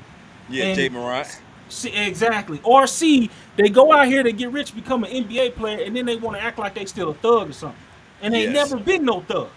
That's the stupid stuff that the culture has taught you that you need to be. But when you actually leave and you come with the right mindset, you realize a lot of that goofy stuff in the Matrix family, you ain't got to deal with none of that. And it's like you feel like almost like a weight has been lifted. It's just like you feel like the air is different, bro. You know what I'm saying? So, and I mean, and don't think that even age is a big deal either, because I'm telling you, bro, I've dealt with girls who were in their young 20s talking about she just broke up with her boyfriend and said he was 40 something. I was like, yo, what in the world? She's just like, he's not old. That's not old. Da da da. The mindset, I'm telling you, family, is different, bro. You just gotta go. Yeah. Bro. Look, when you go to Brazil, bro, learn 2 words when you're dealing with females that's gonna be on you. No obrigado. They definitely gonna be on you, brother. Trust me. And it doesn't matter. It doesn't matter what you look like, because they see the brothers. You got to understand that we are the trendsetters of the world. We're the salt of the earth. So when they see power, when they see all these television shows that depict us, whether in a negative or positive or basketball or whatever, they literally seeing the man that reflects the whole style and swag of the world. So when you see 15 to 20 brothers going into a soccer game, going into their club store and buying racks, and then going into jerseys. The VIP, going to the VIP. Shout out to Flamingo. Going to the VIP, bruh. It's something that every man should see, because the appreciation you don't get it here. So you get Mr. it Brock, everywhere else. You heard the consensus here on the on what these brothers talking about here, and I just want to add this because they left this out, right? It doesn't really matter how you look, because somebody somewhere is going to like you. But what I would preface that with is, I don't know what you look like, but if you need to get physically fit just for the longevity, for the longevity, hold on. Do that. Hold on now. We didn't forget that, Carlos. That was the crown on that was the crown on the head right there. We're not gonna preach brothers to be fat. Look. That is definitely, that's already another show. We're gonna talk about health and your passport, because as far south that I've went, I went to Miami, and ain't no way you can be fat walking down the beaches of Miami, especially at night on South Beach. I was just walking around there, just walking and observing. I'm like, no, we get it in. Even in ain't Brazil, no way. we be in the gym. I've been in the gym. They go to look, Hey, they be bro. working out and walking. How many times do we go to the mall? Like, how many times do we walk to Rio Sol to go get them jerseys? And Eric was like, "All right, y'all, let's take a walk." We walk it, and then we walked to get the breakfast. That one spot, Gringo Cafe, and then we walked to the mall, bought a jersey. He's like, "Oh, we got to the beach." Eric's like, "Oh man, gotta go back. They gotta do." And then the black edition, what you call it, flamingo jersey. Exactly. Bro, we was walking everywhere. So no, But guess what? Guess what? One of the best places to meet you a woman is in the damn gym, because outside of the matrix, these women take it very. They're gonna beat you to the gym. Yeah, they're gonna beat you to the gym. You know what I'm saying? Yeah. So therefore, because they know that they have to compete amongst each other, and then now, when you interject the gringo into society, oh man, I got to be the most beautifulest I can be because I want this gringo to catch my eye. I need to catch his eye. Excuse me. And on top of that, they know that you're the prize, bro. All that crap that they talking about in the Matrix, talking about the woman the prize. Oh, bro. You know what I'm saying? That's forget all that crap. Hey, Brock. Yo. Hey, listen. The slave ships came to Cartagena, Colombia. Black people built Cartagena. Look it up. Yeah. Look it up. And trust me. We advocate here.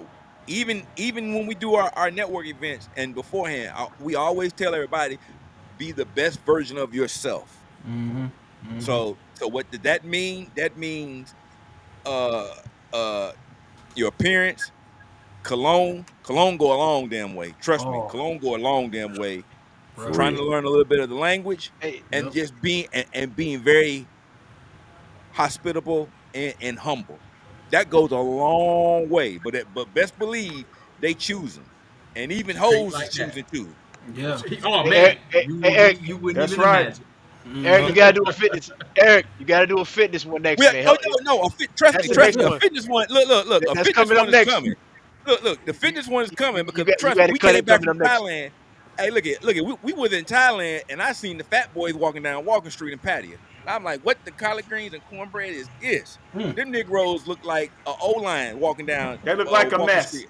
A mess. A hot mess. States? Alabama O-line. Yeah, from the States. Yeah. So trust me, we're gonna be talking about this health and this travel thing too, because I seen some. There's one thing with you being a big dude, like you just big and muscular, or you just a big dude. Like we got a guy in our group, we call him Big Sexy.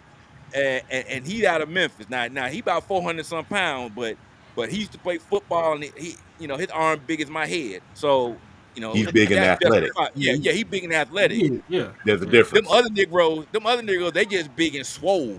They look like the fat boys, Prince Marky D, Cool Rock Ski, and the Human Beatbox walking down Walking Street in Patio. So we definitely going to be talking about that health. Don't trust me, Travis. That's coming up. And look, you got it. And when you travel them airplanes, you don't know how much physical it is to ride an airplane. It takes on your body. It does. Yeah. I've only flown twice, so I know. I take personal pride in joining gyms around the world that we go to. I always try to buy a T-shirt or whatever, man, and put that on. But physical fitness is part of travel. A lot of people don't understand that, but it is, man. Definitely is. Before I went to Miami, I kind of worked out for an entire year, just so I can walk up and down South Beach, and walk up and down the Strip in Las Vegas, because we did a lot of walking. So I trained. But don't do it for an event. Don't do it for an event. This is a lifestyle change. Exactly. You know what I'm saying? And you can't just do it because Christmas is coming. You can't do it because I want to look good on Easter. This is a lifestyle change, bro. And you always got to remember, a bad workout is better than no workout. Those endorphins is gonna kick in regardless, man. I'm a big advocate. Look, I done had some follies on our trips, and I contribute me recovering so fast based on my workout, based on things I have. You got to do it, bro. You has to do it. Yeah. I'm 50. I'm 58 years old. I'm proud to say that. What? Because roll that back again. Exactly. No. See, Yeah, let me yeah. tell y'all something. Let me Hold tell on. y'all something. When I met G, let me tell you something. G and Eric, you know what I'm saying. I pride myself. I'm like, you know what I'm saying. I got good stature. I got good size. I go to the gym. I work out. But then I see these brothers, and I remember we was on the subway. We was on the train, and Yeah. I'm asking G all these tips. I'm like, bro, what you doing in the gym? How you working out? Doing this and that. Da da da. And he gave me his plan and this and that. I said, all right, what days you got off? He's like, did I give you a day off? You see your day off on this list? I was like, oh, all right, okay. And then we talking, and I was like, so. And then G told me how old he was. He was just like, yeah, you know what I'm saying, like 55, whatever. I was like, wait, you 50, what? And he was like, yeah, I was then about 10 he years told me ago, how old yeah. Eric was. I was like, Eric, I was like, what? I was like, oh, Man, I'm like, bro, when I get that old, I would have never gave you that, yo, bro. I would have been that's like what mid to late 40s, bro. Yeah. I'll be I'm 50. and I'm hoping that when I get that old, I can maintain my stature and my size. These brothers Yeah. give me hope. I always saluted them on it. I was like, yo, bro, that's crazy that Oh, y'all look yeah. like So- y'all right at 40, and I'm like, bro, Hold on, hey, so bro, Eric, you too? Yeah. You up there like Yeah. that too in age? Yeah. Man, I'll be 51 in November. Okay, man, y'all Yeah. brothers, man, y'all look Awesome. good, man. Y'all making me feel look bad. Like What is I'm that? Hey, look, I'm hold on. And Travis, wait a minute, hold on. And Travis, now, Travis, he can tell you he came on the trip, and I think it was 2018. And Travis was like, man, y'all brother inspired me. And so Travis went back and Travis had a I hell got to of a get Travis hit that hard, brother. I was a Yeah. big fan of Travis because you know Travis even told me, he said, "Look, man, I'm looking kind of bad compared to y'all." He said, "Wait till I get back to the state." I was like, bro, I need to shape it up. I was like, bro, and that's when I asked Eric about the diet, and you told me about all the water fasting, I was and all the told, stuff. man. I ain't gonna give it the game, but I all the was- stuff Yeah. they told me, bro, I just came about to home. I was mention like, that. nah, bro, we fasting. Do y'all- We going harder, bro. Walking every day. I do that too. I intermittent fast and I walk every day. You know what I'm saying? Yeah. And Eric, you got me on the walking tip. Like, and you don't even gotta be like running, because in the military we was taught, Walk. you know, got to do all the running. Like, nah, bro. Like, you Walk. can literally walk and it will target more Walk fat to get shredded. than running. Because Yep. running burns everything, and it's harder to stay on a diet when you've Walk been to get completely shredded. depleted. Walking, Yep. well, it's a steady state. You can go longer, and it's targeting fat and not all your deposits in your body, so you can maintain a steadier state of keeping your diet in line and everything like that. So you Right. don't go run 3 miles and now you want to eat everything, and you trying to maintain. You just gonna burn it all off and eat it all back. You know what I mean? That's right. So, Yeah. yo, shout out to Prez, man. I'm telling you, bro. Like, Hey, man, look. So-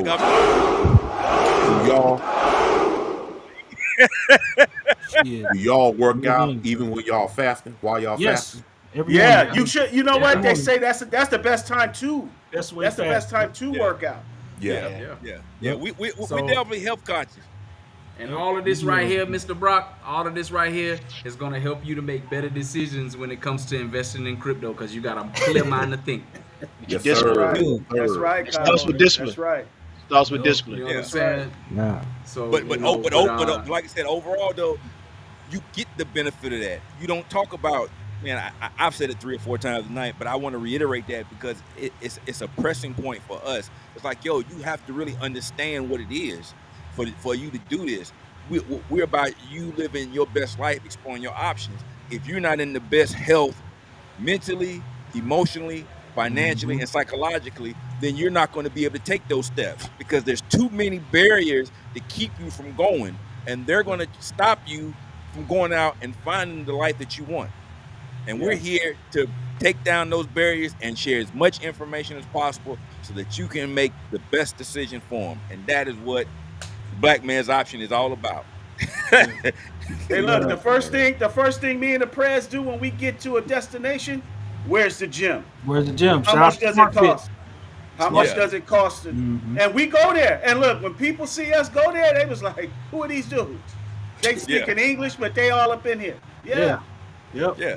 So you have to take advantage of that. But that's definitely gonna be another show. We gonna get into that because, bro, we could talk about that for forever. Man, but that's my what I see subject. the title being is, do you want to travel and eat cheeseburgers and donuts, or do you want to travel and live your best life. That's gonna be the title. Right. Acai, get that acai off of the acai, beach. Or you gonna travel? You gonna travel in a seat and come back in a casket? And we ain't trying to have that. That's gonna be the other thing too. I cut out a lot of sugar in white bread. I cut Drink it out. water.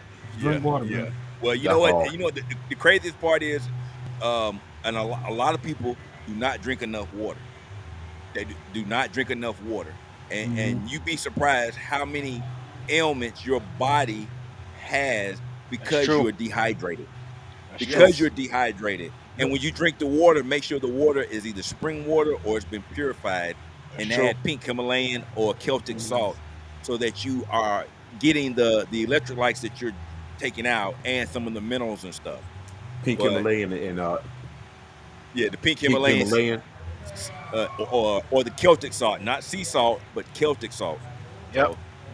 But I'm not going. I'm not even going to get started in that, because see, now I'm going to some other stuff. We crypto and stuff, and to be honest with you, it's going on 3 hours.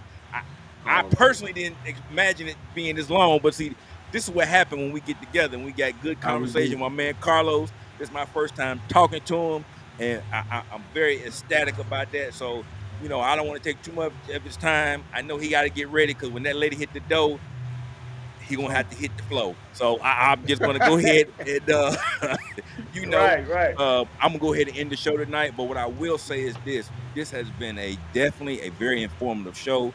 One of the best. Learned a lot. One of the best so far. And Carlos, man, Learn Crypto TV, I want to thank you for taking the time to come over here and share the information that you have with us, because brother, you got a plethora of information, and not sharing just on crypto, but sharing your personal story and experiences, because what that is inspirational for other brothers that see themselves doing what you're doing. They can see this brother is done this stuff. He's already gone through the battle stuff. Right. It's possible. So, and now there is a source that I can go and actually go to that guy's channel and reach out to him.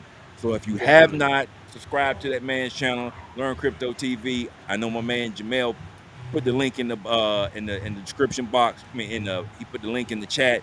If you haven't subscribed to him, go do so. And before we go, I'm gonna give you the last final words, Carlos. But what I'm gonna do is I'm gonna go ahead and let the brothers that came on tonight say what they have to say, and then we're gonna get on up out of here. So Iban, you know, you the first man up. So go ahead and say what you got to say for tonight. Tell us what your thoughts were on the show, anything you want to contribute. And then we're going to continue on and get up out of here. Yeah, I do have a lot of thoughts, but I'm going to wait for another show. But it was good meeting you, Carlos, a fellow homeboy from Greenville, Mississippi. Once again, brothers, thanks for the information and all. I'm definitely taking this information and running with it. You know, just can't thank y'all enough. You know, because it's definitely informative to me. You know, I'm glad I plugged into this. I'm glad I'm plugged in this channel, and I'm glad y'all are doing this. You know, more often. You know, yeah. Just thankful. Hey man, well, hey look, brother. We're glad you here. We're glad you came up. You participated. You were part of the show. You know, and you're looking here for solutions, and you're the type of brothers that we want to support us, man. You're the reason why we doing this, bro. Exactly. So, hey, man, appreciate you. Reach out to us if you need anything from us. You know how to get in contact with us. Facebook, YouTube channel. We on TikTok, Instagram, and we on Twitter now. We all over the damn place. Awesome. But, hey, man, appreciate you, brother. Thank you. Oh, one more thing. Travis, do you have a YouTube channel as well? Yeah, Travis. I do. It's called Thief. It's T period H I. Hold on. T period H period I Thief. Each with a period in between. Man, look here. Just drop the link. Why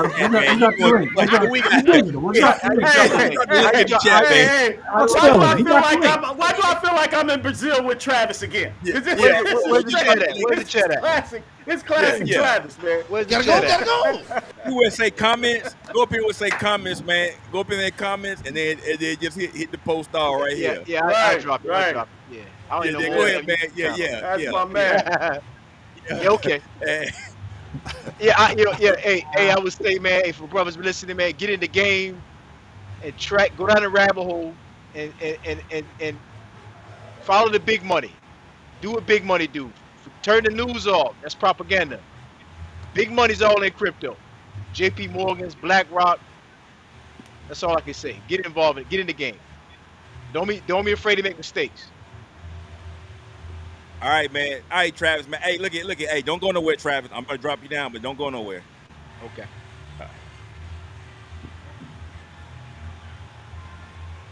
All right, G. What you got to say, man?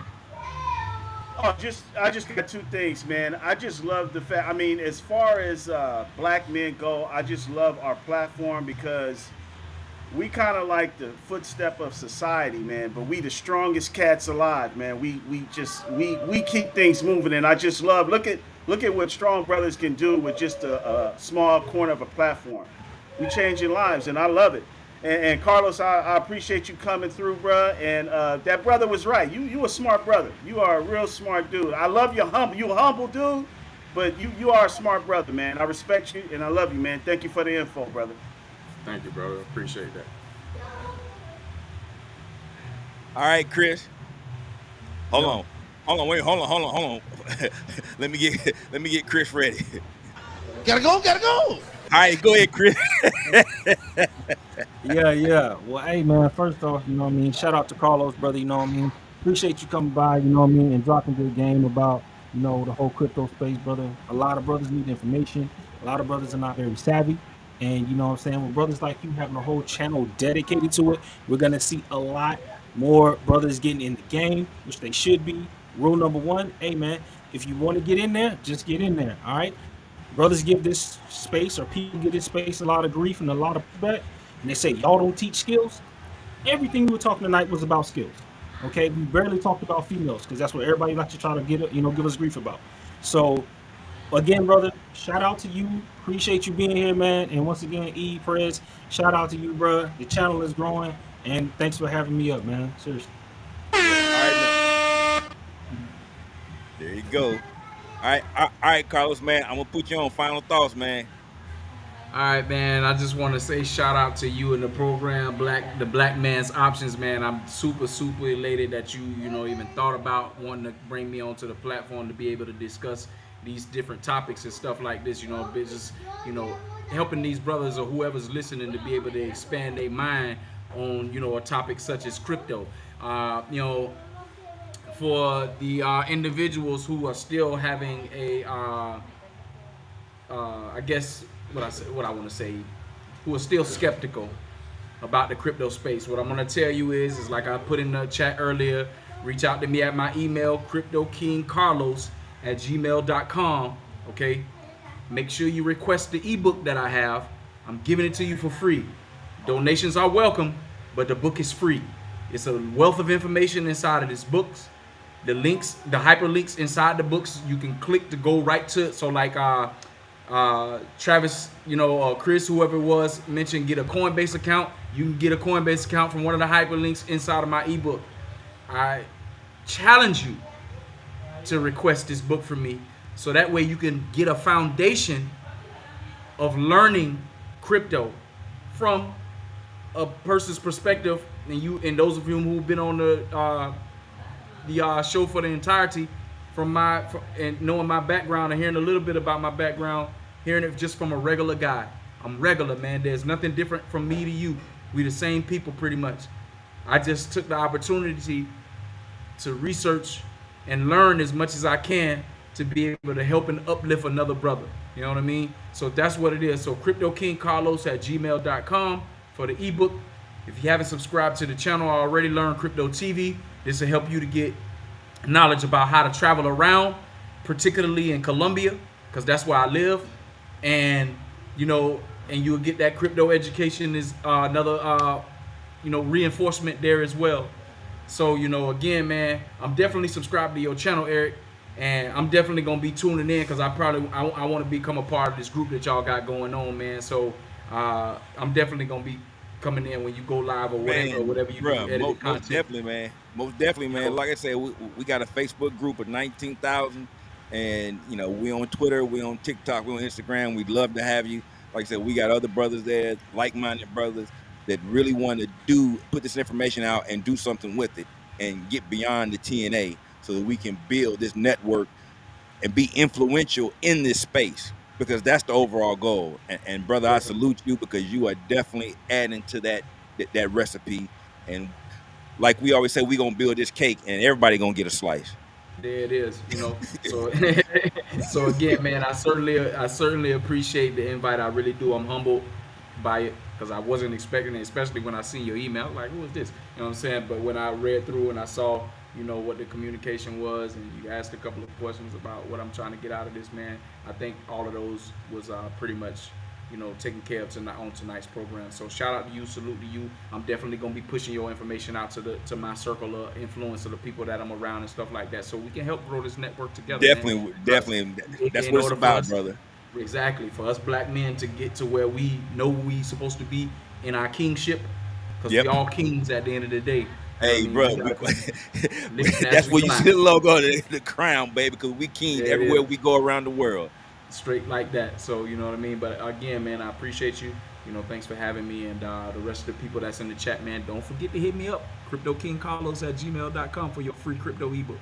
There we go. We're going to do that. Hey, man, appreciate you, brother, man. Take care, man. We'll chop it up later, man. All right, brother.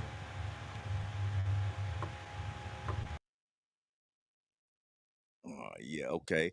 So final thoughts for tonight. First and foremost, I want to reiterate again, thank you, Crypto TV, for coming on tonight, man. I hope you guys enjoyed the information that was passed out. There was a plethora of information. You heard what the man said. Go get his ebook, and you see the information that he gave.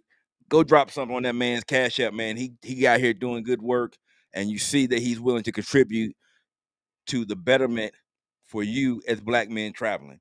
I want to thank all the other people that came up tonight, man. I want to thank my man Travis. Sooner or later, he's going to drop this channel sometime. If not, we'll make sure that we get in to put on our community board. I want to thank my man Chris Strongard. Once again, if you have not subscribed to Chris's channel, go subscribe. We need to get Chris to 1,000 so we can get this thing going. The only way that we're going to grow if we grow with each other, and that's just the whole model we have here. Last but not least, I want to thank my man G-Dub coming up on the night, man, and just, adding to the conversation, because everybody can have something to contribute, whether it's big or small. And my man E. Brock, man, because he's come on, he's been a very good contributor, and he always asks good questions. And brother, make sure you get with Carlos and get that information, because we want to see you succeed just like everybody else. And last but not least, my super producer Jamel around the world, and everybody in the chat, man, I really do appreciate y'all helping us get to where we are. Please like, share, and subscribe to the channel. Share it with a friend. We have some upcoming stuff that we're going to be announcing soon, and we want y'all to be able to take part of that. But for now, I see that the Miami Heat have beat the Boston Celtics. So I don't know what to say. I'm rolling with Miami. But with that being said, y'all take care. Have a good night, and see y'all next Sunday. Everybody in here was picked, selected, chosen. You are a difference maker. You are special. You are somebody. You're a conduit of change. And that's what we're going to do, change things. I don't know if y'all know it, but we're going to win. I don't know if you feel it, but we're going to win. I don't know if you can see it, but we're going to win. You got to understand we're going to win right now, not later, right now. Everybody in here is a change agent. We could go down the line, and every last one of you have a story how you provoke change wherever you've been, in some form or fashion. It ain't no normal guys in here. Everybody's been through something, they come out of it, but you changed the game wherever you've been. Am I right or wrong? You just got to believe. I believe it. You got to believe it.